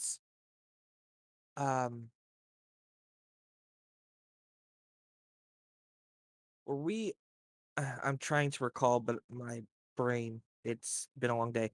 When we were told about the dark route, there was not a limitation on how many of those we would find. It was just the fact they were protected by undead, correct?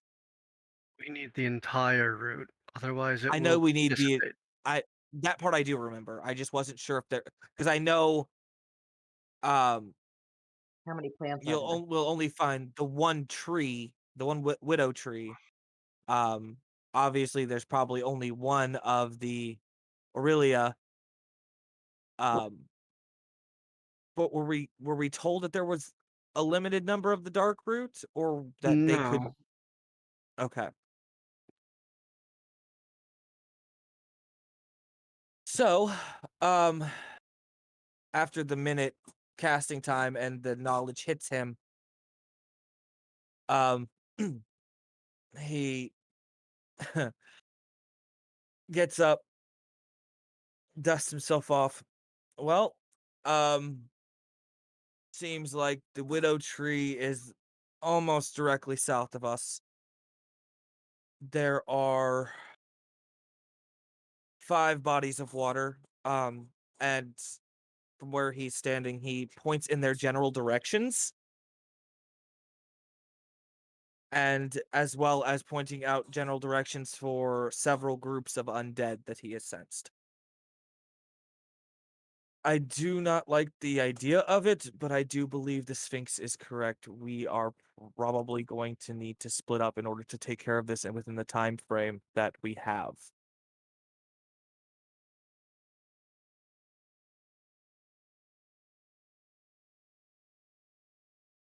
Who's going where?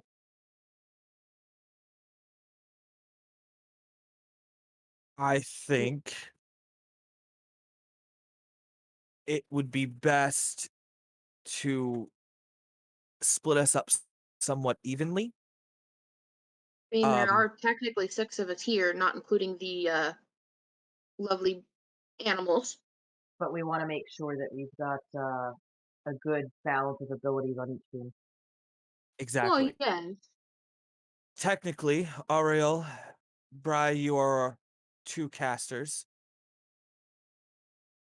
Different Yes, that is true. different You need a healer on each team. repertoires. You got to make sure we got Different specialty. Exactly. We have 2 paladins So from right what there, I'm gathering. that's they're separated. And myself and, well, Nord is me and Nord are to outsource. So I suggest potentially we take I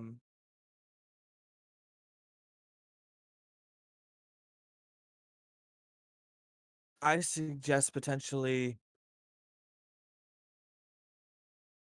we do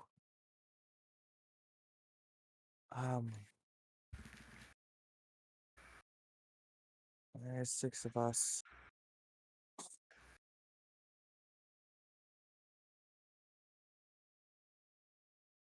So if we do 1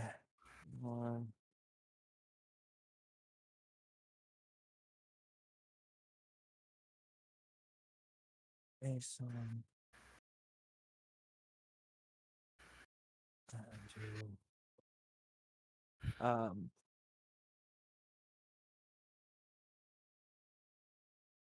I hear the brain a coming. I have a as strange a feeling that someone's not walking out of this labyrinth. we'll do what we can to make sure that doesn't happen. A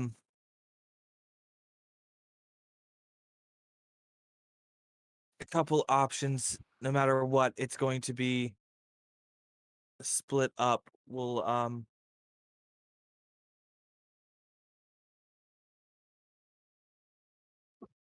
use the 2 paladins as the base for each. Bri, would you prefer to be paired with Nord, or would you prefer to separate? Do you want to be with him or do you want to be without him?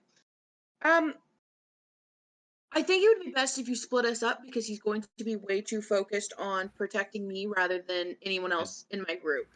I mean, Which now begs the question: is Nord going to allow that? yeah. No one cares what Nord wants. The I princess has mean, spoken. He's still there. I haven't even heard from him. Well, I'm pretty sure he may have fallen asleep. Okay. I Well, believe you're correct. that's okay because I can actually. There is something that I have. It's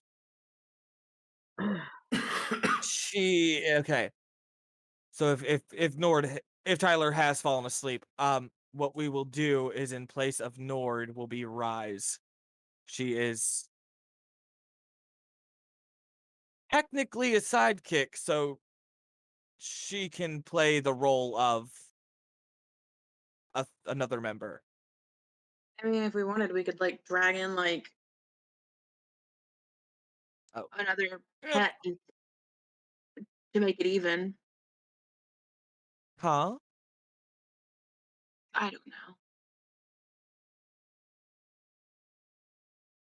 Oh, let me see something here. First off, let me find a D8. I'm gonna pull an item from the bag. And that's exactly what I fucking wanted. Okay. Did you get the tiger? No, I'm carrying the gray bag of tricks. I Right rolled now? a 7. I pull another dire wolf. Here. I mean, if anything, Jeb could just roll for Nord. Oh, I mean, if that's some something he wants to do. I mean, don't That's you have yes, access to his that's character sheet? I have access to his character sheet, so we're good. Okay. Let's push forward. Okay. I still feel like he's not going to. No, he wouldn't want to split up with Bry. No, I don't think so either. That's fine. And this is another reason why I just did what I did. We'll put Bry, Nord, and Give Aeson us together. Aeson. Brad gets along with Aeson pretty well.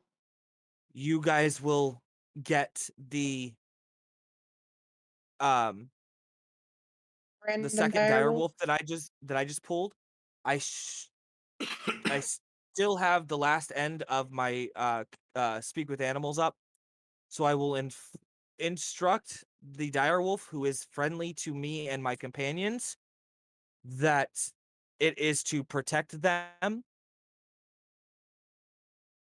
so that Nord can focus on what he needs to do and not focus on protecting Bry. And because of this interaction and my Packmaster's mantle, this wolf is considered one of my familiars. So it will follow my commands to the best of its abilities. You're planning this out. I'm copying on another page of my book and then tearing out that page everything that I wrote down before. It's Bride in takes it. out of game notes and I hand it over. Bride takes it. Thank you. That is very much needed. So we will make our way south. I've got 2 more pulls from this bag. So we'll shoot for the Widow Tree and whatever else we might come across on our way. Which way is south for you? South. It's south. Down. Oh, so you On guys the are map. going down. Yes.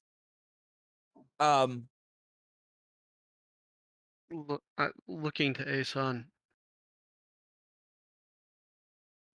Do you have ceremony prepared?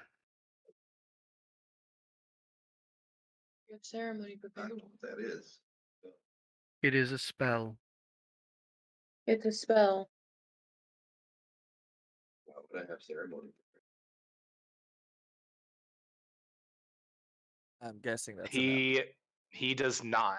Say uh he's an Oathbreaker paladin, so he's Fair. not the most holy of paladins. But you have it prepared. Yep. Okay, then we will handle that and the Halaron. You guys search out the dark route. And if you guys can find the holy willow tree, we'll have a location on that. Okay, so which way do we want to go? I suggest you take the pathway behind us. That's the way we will go then. Wait, this I one need over to check here? one thing really quickly. Damn it, I can't. Way too much space between. That would not work. Jeb, will you allow me to do to have one a pair of things on my person that will help speed up all of this? What are they? The communication earrings that I use for my business. Okay. They're just all they do is allow communications. That's all they do. Yep. I always wear one because I'm constantly getting reports whenever it's that time. I pull out another one and I hand it over to Aeson. It's Aeson. I mean, I'm the least You got likely to die. You got the dire wolf. Yeah. Fair point. You can contact me with this. I'm assuming it works similarly to Ascending Stone then. Just without the single use. Oh, cool. It's pretty free conversation or free communication. Just use it when you need to. If you guys Okay. come across something that we were looking for, we can just communicate. There looks to be a person on the map, like a shadow figure on the ground. So I don't like that. Okay, resuming. so starting with the group heading to the north. You round the corner and you see the path splits to the left and to the right. The path to the right bends around a corner there, while the path to the left leads to what seems like a dead end, although you can't quite tell if there's another path from it from your angle.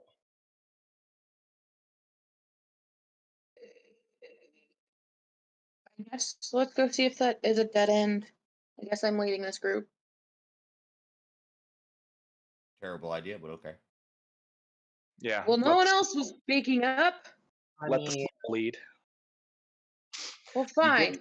You get down there and you see that the path does indeed bend to the left into a new path.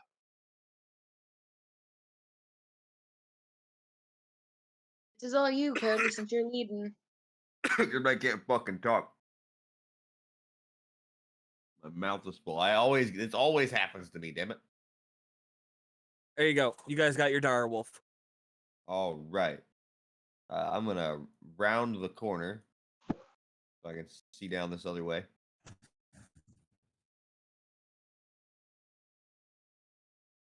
Okay. You see the path bends to the right around another corner.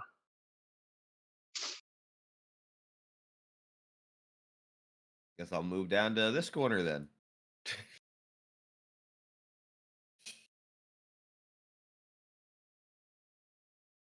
Splits to the left and to the right. I don't think I need to be a genius to know the one that goes left is a dead end. Aeson does have a -1 intelligence modifier. Yes, he does. So make an intelligence roll for me. Or walk forward. Just a straight intelligence roll. Straight intelligence. Well, I got 14, so suck it. You could make the assumption, but you're not entirely sure, considering this is a seemingly living labyrinth. Okay, well, it looks like a dead end on my screen, so. That is called metagaming. Absolutely. That's why he's just going to move to here. Oh, God, that is not what I want to do. You just not just that. Move Does to not here. grow 3 times. Look left and right. You see the path to the left is a dead end. The path to the right seems to bend. I'm going to be right back. You're fine. Seems to bend to the left. I'm going to start walking down the road. Damn it.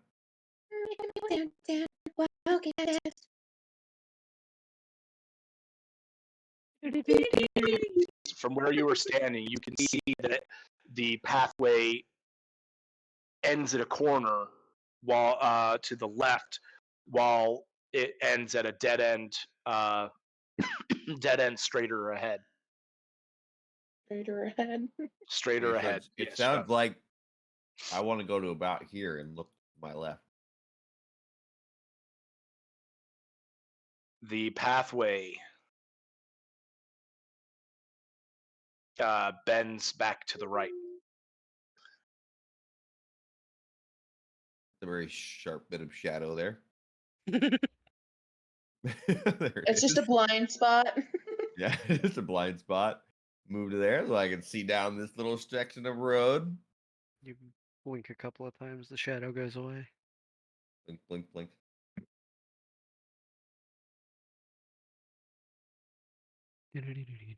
And it ends ahead with an opening to the right.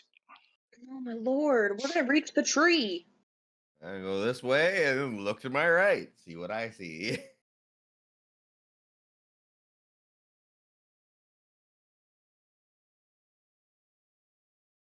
Bends back to the left. Oh my Lantha. And with that, we are going to jump back to the other group. Oh, for the love of fuck. Fenris is back. Doesn't sound like Fenris is back, so I guess we'll go back to you guys. Once he gets back, we're going to jump back. Okay. That is perfectly fine. Move to there. See Getting what I tired see of down the moving road. these stupid little pegs. Oh, Oh my lord! for the love of fuck. You see a small opening to the left.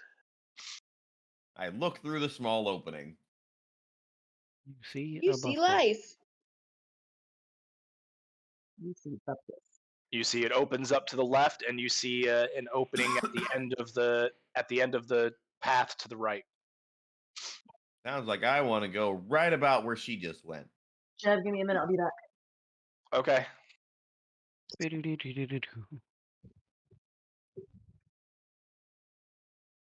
Jesus, we're almost to the tree. You're gonna find your way to the other pool, not the closer one. Apparently, fuck me, dude. I'm not good at the labyrinth thing, huh? Apparently not.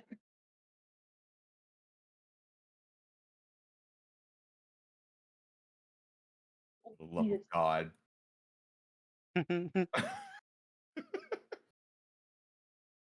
You're gonna find your way all the way back to the entrance. Apparently, shit. Oh my god, we're going to the center.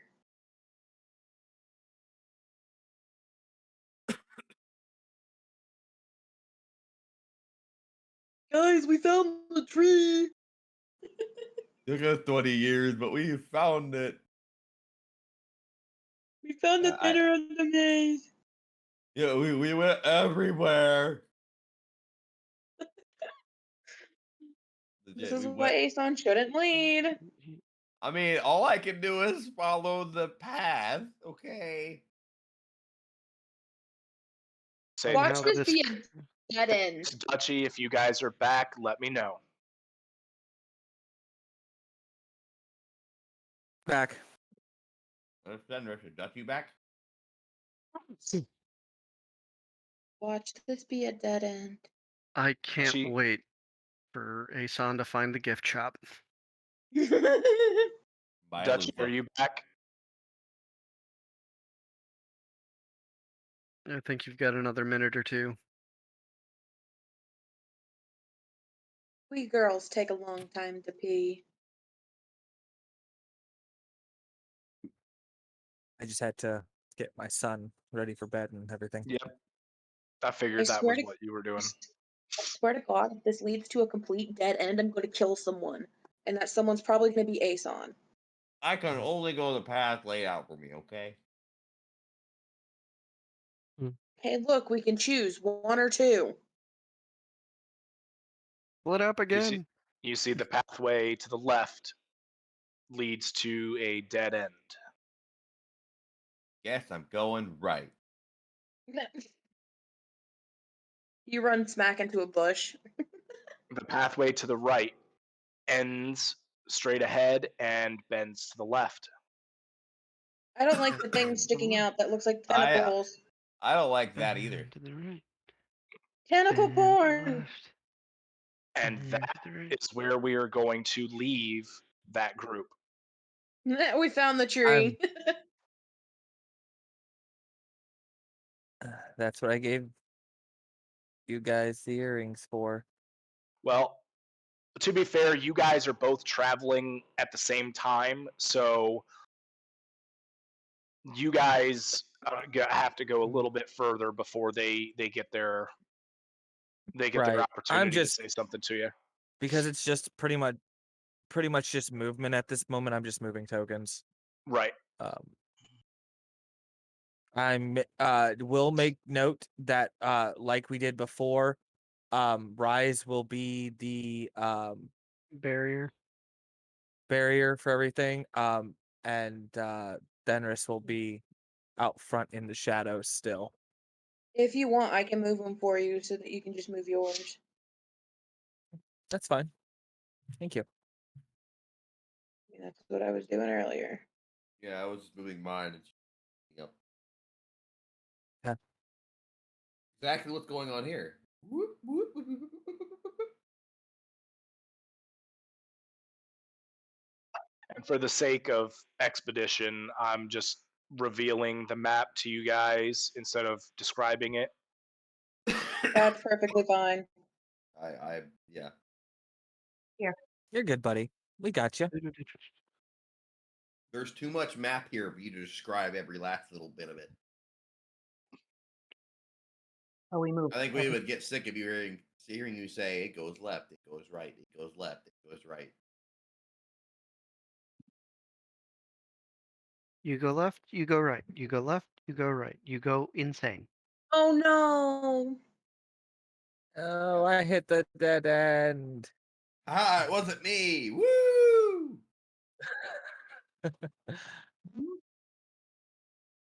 I'm a better driver. Okay. Technically, you just followed my instructions. Well, your We instructions just- led to that. We just went Yeah. the same way the Sphinx did. How? Might be a portal. I just want to point out, look by the Sphinx. There's another way up, yeah. Where are we going to? Well, at that point, turn around and head the fuck back. By the time you guys get back to where the Sphinx originally was, the rest of the group has, the other part group has made their way to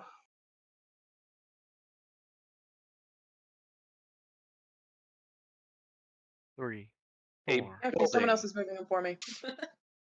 a building in the center of the map That's a big acorn. with an open doorway. The roof of this building seems to be made out of the same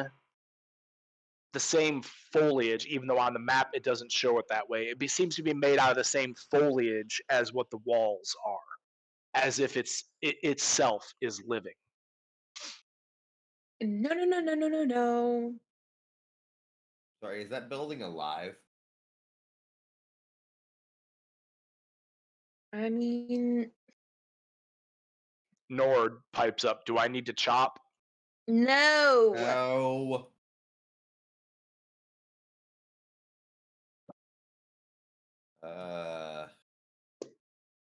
Well, we go in. I say that we go back a little ways, because wasn't there an opening that we Where? didn't go through? Was there? Oh, It looks All like the one. way at the back. Yeah, that is true. All the way up here. That's I the don't last know place. what would happen if we would enter. I don't want to enter without the rest of the group in case it like closes up and murders us. well, we had the leaf. By the way, nobody in your group would have an innate sense of direction. So you guys aren't entirely sure that this is the center of the labyrinth. You just know you came to an ending in the path, and the ending leads to a large living building. Yeah, that's why we don't want to enter it, because we don't know if we're at the center. So it's just a giant living thing, and I don't want to enter the giant living thing because it could eat me. Yeah, you'd be okay. I have a baby at home.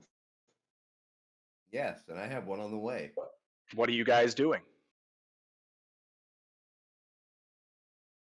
Hey, son, you're the leader of this group. I'm gonna move up to there and poke my head inside. If I You come poke out your- headless, You poke your head inside, and you see a lush garden flower beds all around. You see some ponds of white water in the center of this seemingly endless room. You see a large stone mortar. Could this be what we're looking for? You have the paper. I do have the That paper. was the artifact is not on the paper. It doesn't say anything about this kind of place. So I say that we use the little earring that Fenris gave you and tell him we found a living building. Living building with a thingy in the center. Yeah, very descriptive. A living building with that has like Okay, plants and shit inside of it. And a I'm going pond. to use the earring to contact Fenris and tell him what we found. And all the details you described, because god damn it, I can't remember any of it.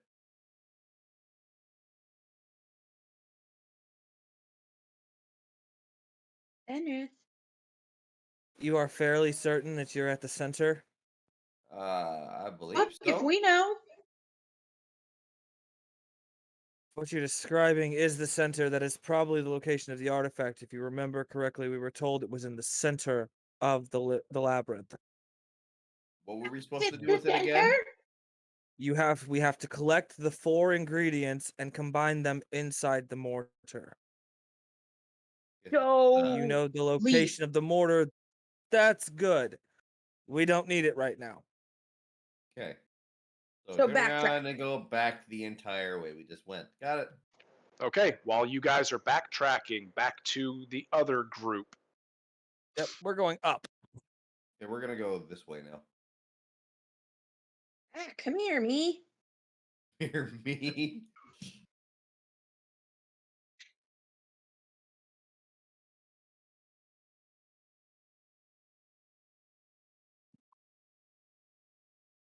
I hope you guys don't run into another dead end. That'd be funny as hell. We split it. We need to split look. up. Look, a dead end. We have to go back. Fenris, walk into that dead end and then turn around.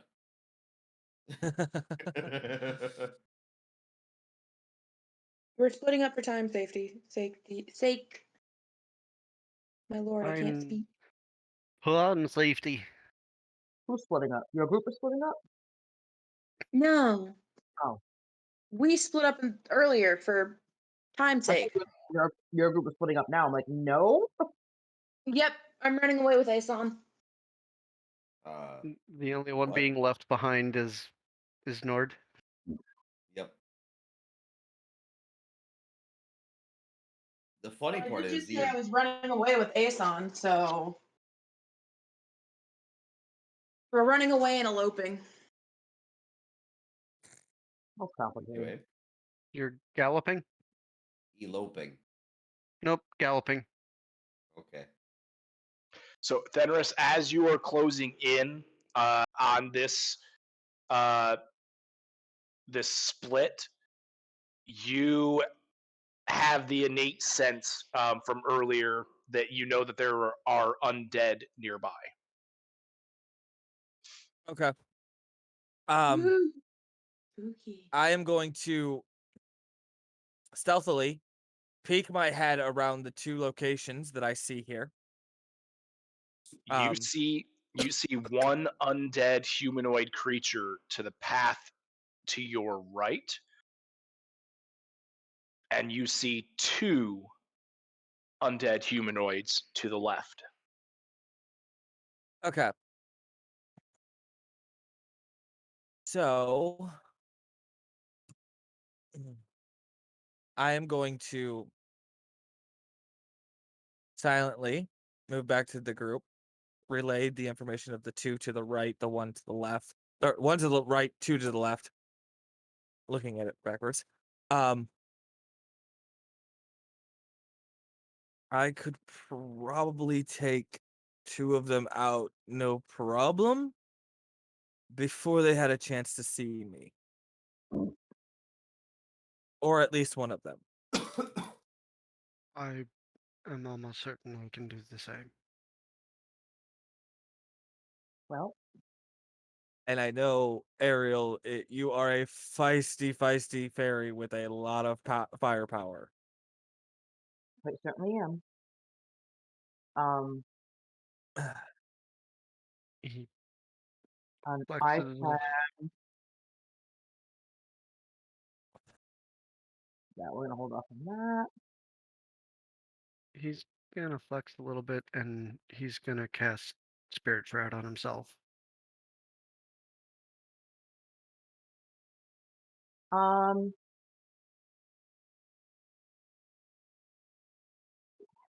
Um, what is your race? Gem Dragonborn. Okay. I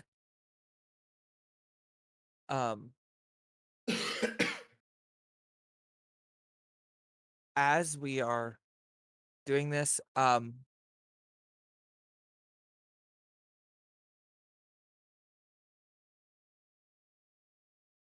I think, Bass, if you can take the one to the right. I was just going to hit the two that are to the Oh, to the left, all in one attack. oh, fair enough then. Um, I will go after the one to the right then. And Ariel can back you up. Mm. I'm very certain that one will not survive not seeing me.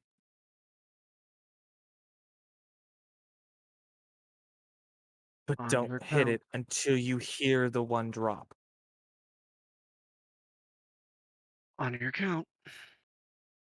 All right. I'm going to slip out of his radius again, going invisible due to the darkness around me. And I am going to move to the corner of the right hand section. I am going to summon the bow, and I'm going to take a shot at the one by itself. Roll to hit.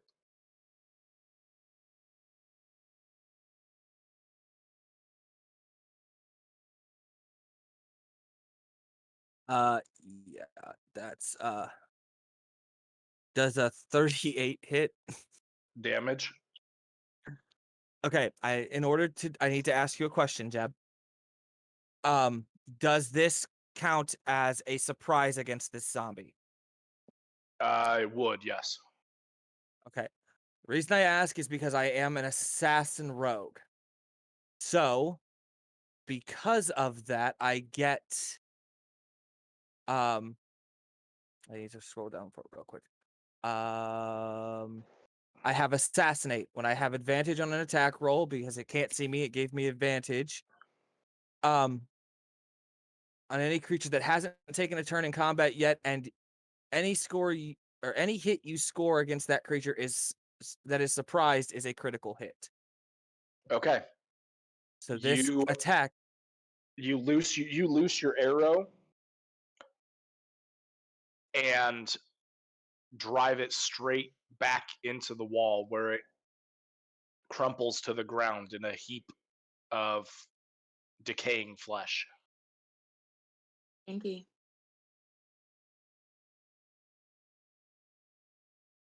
Bastis, you hear this. Round the corner and unleash my breath weapon. They need to do a dex save of 18 or better.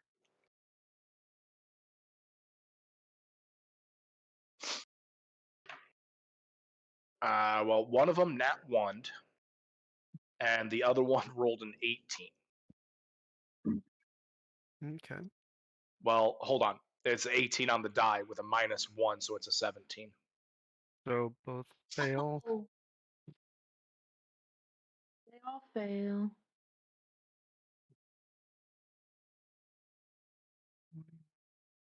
What fortunate luck for us. 26 points of radiant damage to both of them. As just a bright light fills the space from his mouth. Rawr. The bright light seems to do enough damage that it almost disintegrates them on the spot.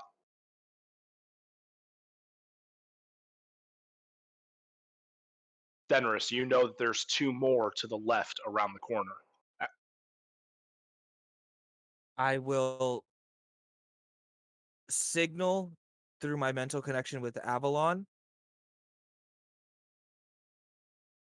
that is where they are at, and she will signal to Ariel that there are more up there. Okay. And Avalon is, unless I choose to do something as a bonus action with her on my turn, it is, or on her turn, it is, she's yours to move around in. Okay. Then And she moves at 60-foot fly speed, so if that Oh, ever comes into, these are 10 yeah. feet.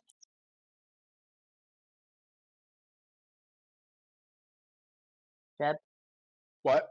I think these they're squares are 5. 10 feet or 5? They are.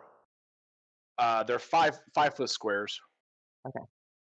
So 10, 20, 30, 40, 50. Oh, there.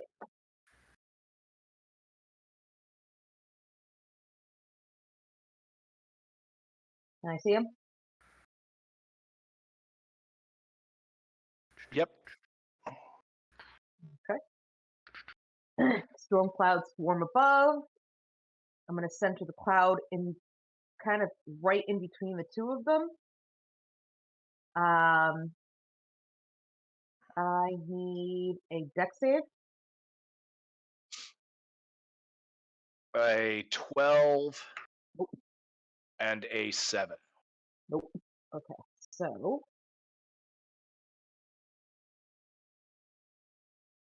I just gotta find my D10 for the set. Night, night, bitches. Oh yeah.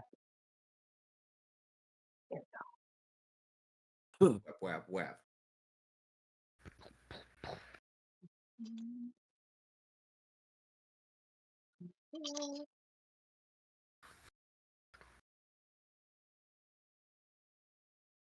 32 points of lightning damage. All right. Both of those undead drop into piles of ashes as your lightning disintegrates them. Both of those undead return to their dead. I'm gonna look back and just nod. They are undead. Re-dead. Re-dead. Noting the nod, I am going to clear the distance and we'll check around the corner here.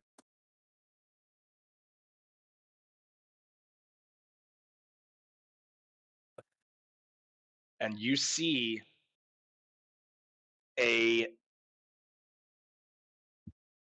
black looking a black looking plant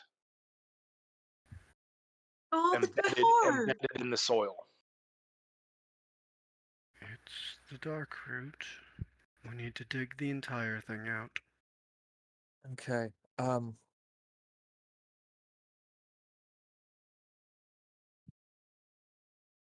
Oh, you guys found my heart.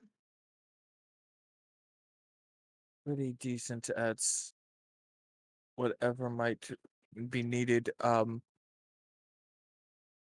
Which one of you want to lead this, and I can assist the one doing so. Oh, let's see what we got. I don't have a spade to dig with. But turns around, looks at the giant wolf. I do believe you have an expert. I've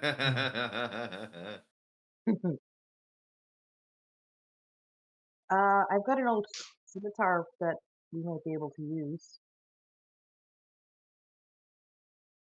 Or at least get us in there. Okay. We need the entire plant or it will disintegrate into shadows, is what we were told. Well, the scimitar can get the dirt around it, and we can just dig out the dirt a bit with the scimitar. The one time we forgot to bring shovels. Yeah, I was checking my bag of holding because I got a bunch of shit in there that might have helped. But, I suppose that I'd have to actually use as kind of a shovel. Mm-hmm. Um, Hold on, let me just check one other thing. Alternatively, I might have. Hold on.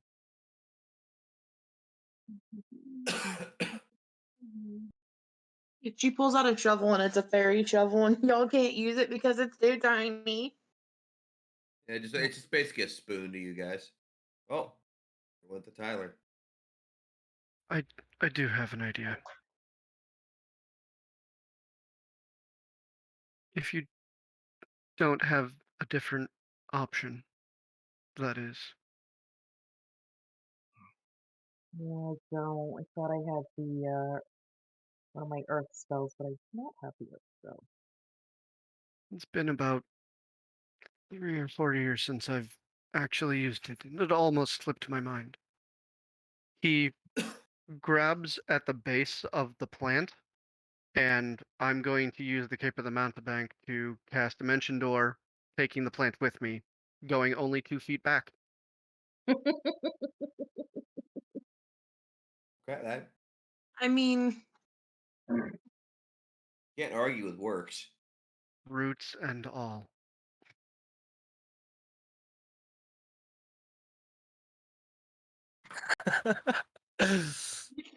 he is speechless. That's some outside the box thinking. That's This is what we come to expect from. Ah, Althis, I want you to roll me a percentile. Okay. And I 7. want you to send me. Wait, what was that? You already said it. 7. Okay, go ahead and roll it again. Keep it to yourself. Send it to me in a DM. I don't like this. I don't either.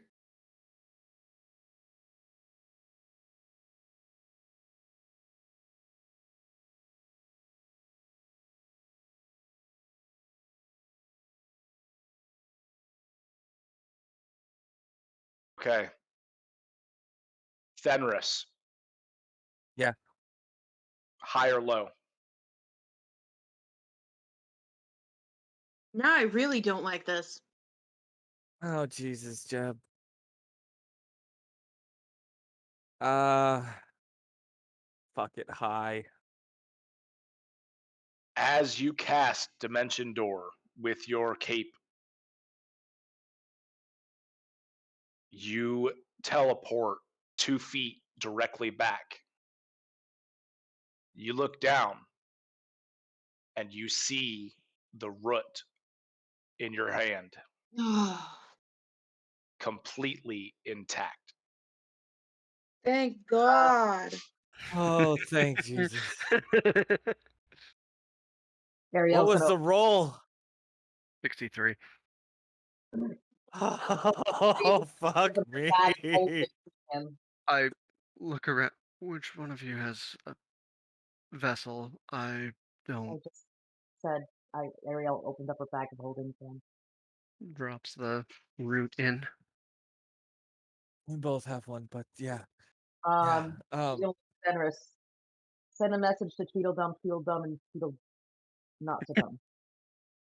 Yeah. Hey. He taps the earring. Aeson, we relocated the dark root. We've collected it intact completely. Moving further on. Oh, good, because I didn't bring a shovel. And back to the Tweedles group. But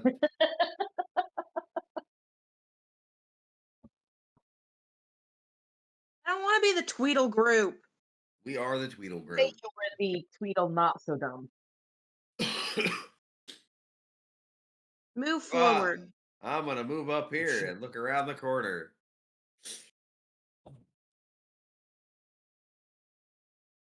Ben's back to the left. Really? Don't say. Come and look down this way. It's gonna bend to the left again.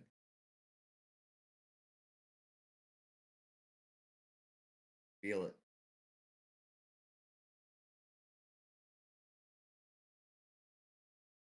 Oh, look at that.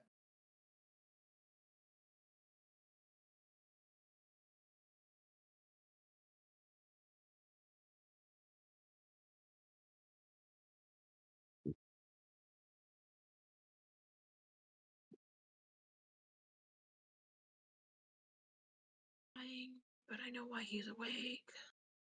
Ooh. Ben?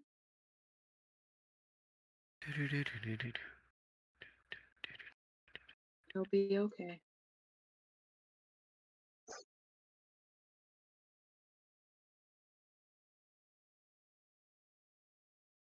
Aeson. Make a perception check for me, please. Swear to God, if you fail this. I mean, 15. You just barely can see down the left path. Barely see movement around the corner.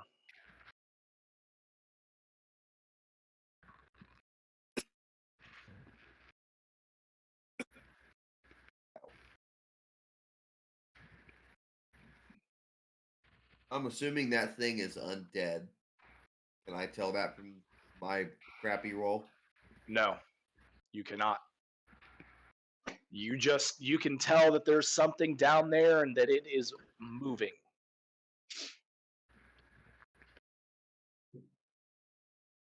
You do have an ability for this.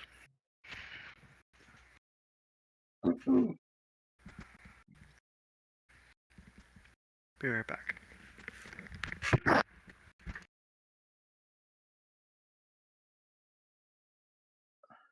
I will be right back. Hopefully it won't take me too long.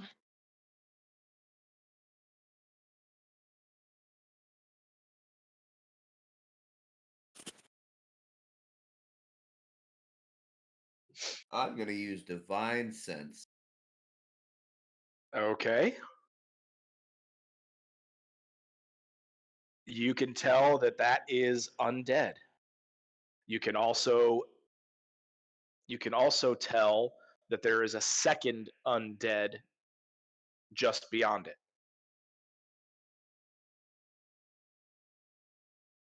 You cannot tell, even though you can see it on the map, you cannot tell that there's a third.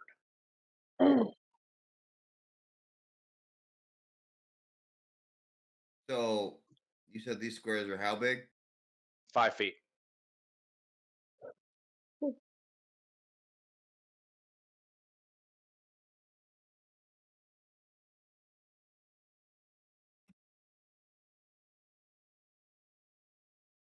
back.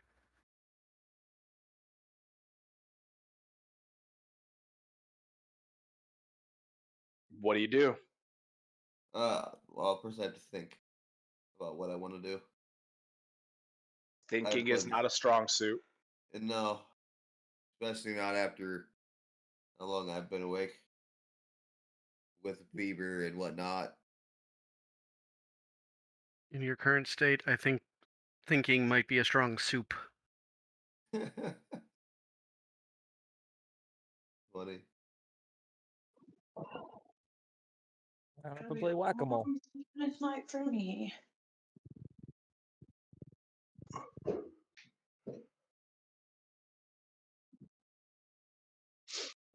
What did I miss? Nothing. You missed your husband thinking. smoke coming out of Cody's ears. Aeson used his divine sense. He found that there were 2 undead down the left path. He has not said anything to you about it. He's thinking. I am thinking, yes.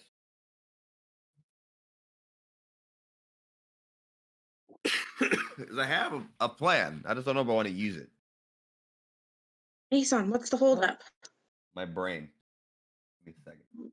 That's nothing new. Bitch.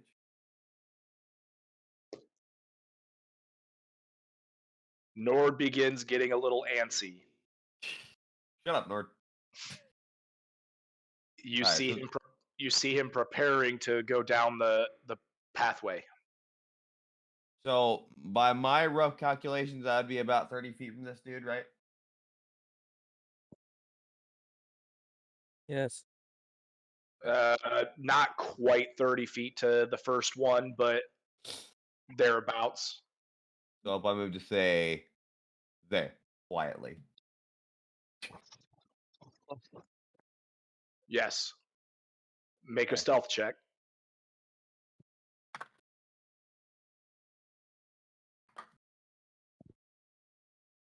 You do not get the +10 because you're no longer within the. Oh, I know. Even with disadvantage, it's still 16 for me, which is good. Okay. It's good for Aeson.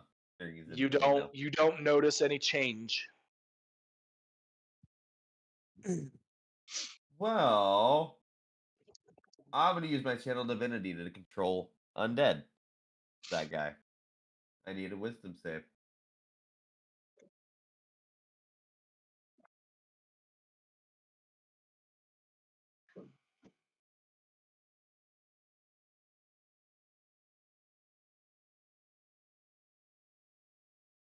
Okay. That is a 18. Oh well. That plan fell apart pretty quick.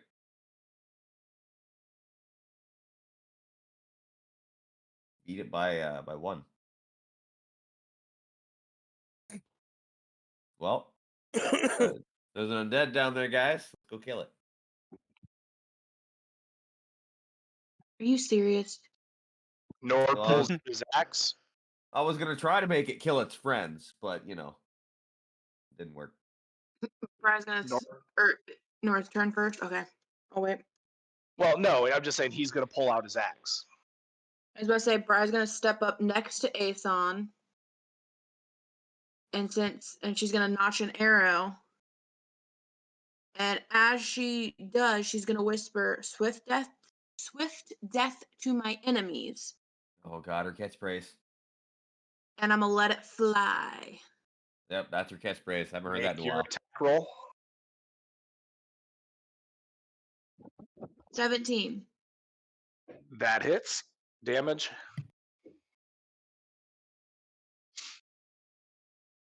Six. What? Yeah, my oath bow's 1d8 plus 2.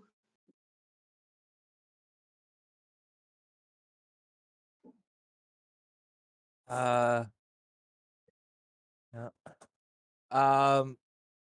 Plus 3d6 because you named it as your sworn enemy. Yes. Oh, yeah, you're right. Okay. I know because I use that bow every now and then. Yeah, I was about ready to say that. Doesn't sound quite right. Oh, the first one was 6. That's 15. Okay. Your arrow lands square in the shoulder of it, and the creature begins charging at you. Nord runs up and swings his great axe, driving it for a 26 to hit. And he actually splits it from head to pelvis in half. Nice. You get while I'm with him? 2 more begin to come down the pathway to attack you. We can't see that. I know, I'm working on it.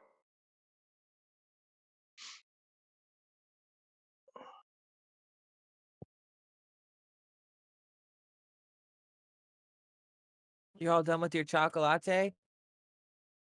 Yes. I'll get you some more. Thank you.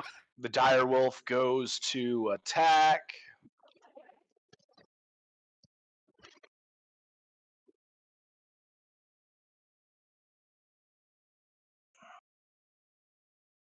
And nat 20s, Nice. ripping that one to shreds. Go Wolfie. Go Wolfie. Leaving one more. Aeson. Well, I mean, I can't even get that far. We'll say that you're able to, Okay. For dignity's sake. because as soon as Nord went running in, you would have started running after him. That is a fair point. Well, I'm gonna smack him with my warhammer. I do. I didn't think about Nord dying in this. Definitely could.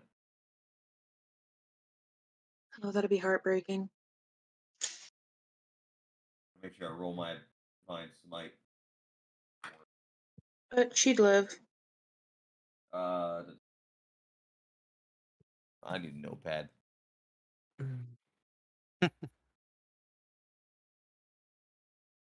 What, you gonna nap? No.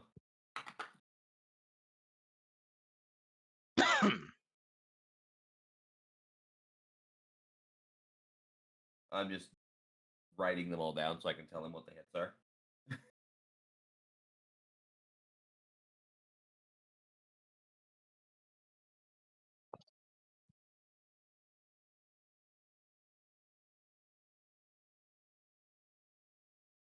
Okay, well, those two were 26 and 34 to hit. Both hit.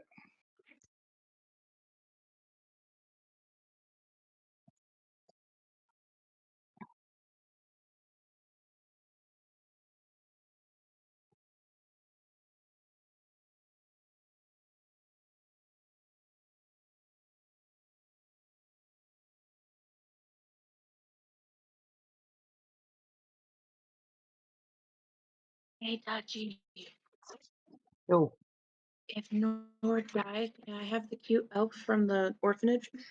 yes. Yay.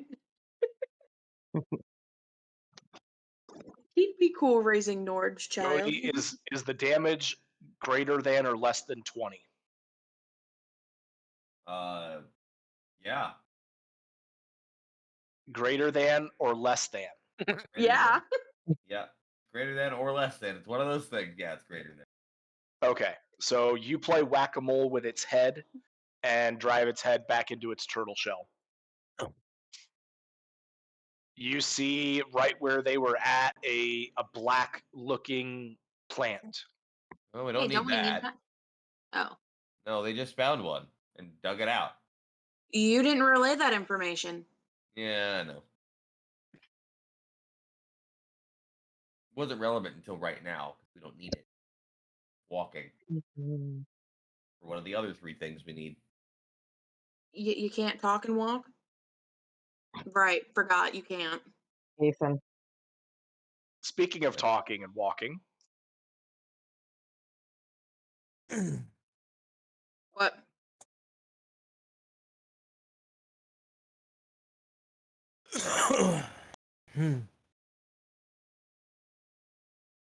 Seems you can't do it either. I hadn't. Yours didn't move until like 2 seconds ago. Fine. you guys see at the end of this path another sphinx. Hello.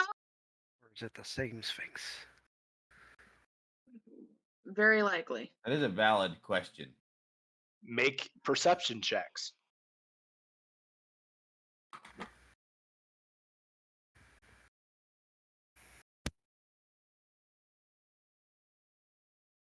How does a 19 sound to you? I got a 15. Aeson, surprisingly, is able to tell that there are a lot of similarities, but they don't appear to be the same Sphinx. Does it also look bored and not wanting to kill us? It does. All right, I guess I'll cast my comprehend don't- language. At I this don't. point, you don't need to cast it. You've got about 20 minutes left on the spell. Move up to there with my weapons down. I'm gonna push myself a little bit in forward in front of him and say, "Hello." The Sphinx nods. Do you have any words of wisdom? In a What is- similar sing-song voice. To prove your desire, a sacrifice is beckoned. A gift of bone from a brother is second. What? More, it was, what'd he say?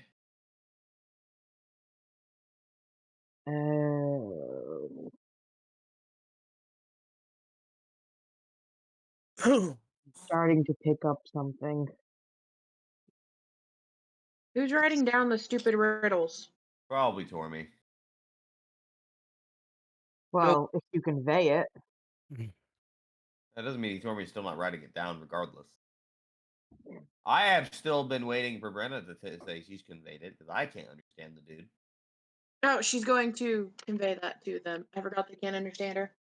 She could only convey it to Aeson and Nord. Well, yeah. Well, yeah, but then now I Aeson convey that to my group. conveys it to Fenris when he catches up. Okay. Catches up. The Sphinx gets up and walks away to the pathway leading to the south. Don't leave me. Come back. Fenris And convey that information. Yes, once it comes across, he will convey that information. okay, so you have conveyed the information. Over at Fastus, who is part of the Brotherhood. That's where my brain went to. I thought it meant I had to, like, cut Steal a off my bone from brother's your brother? limb. I mean, it's going to be kind of hard to do that with him not there.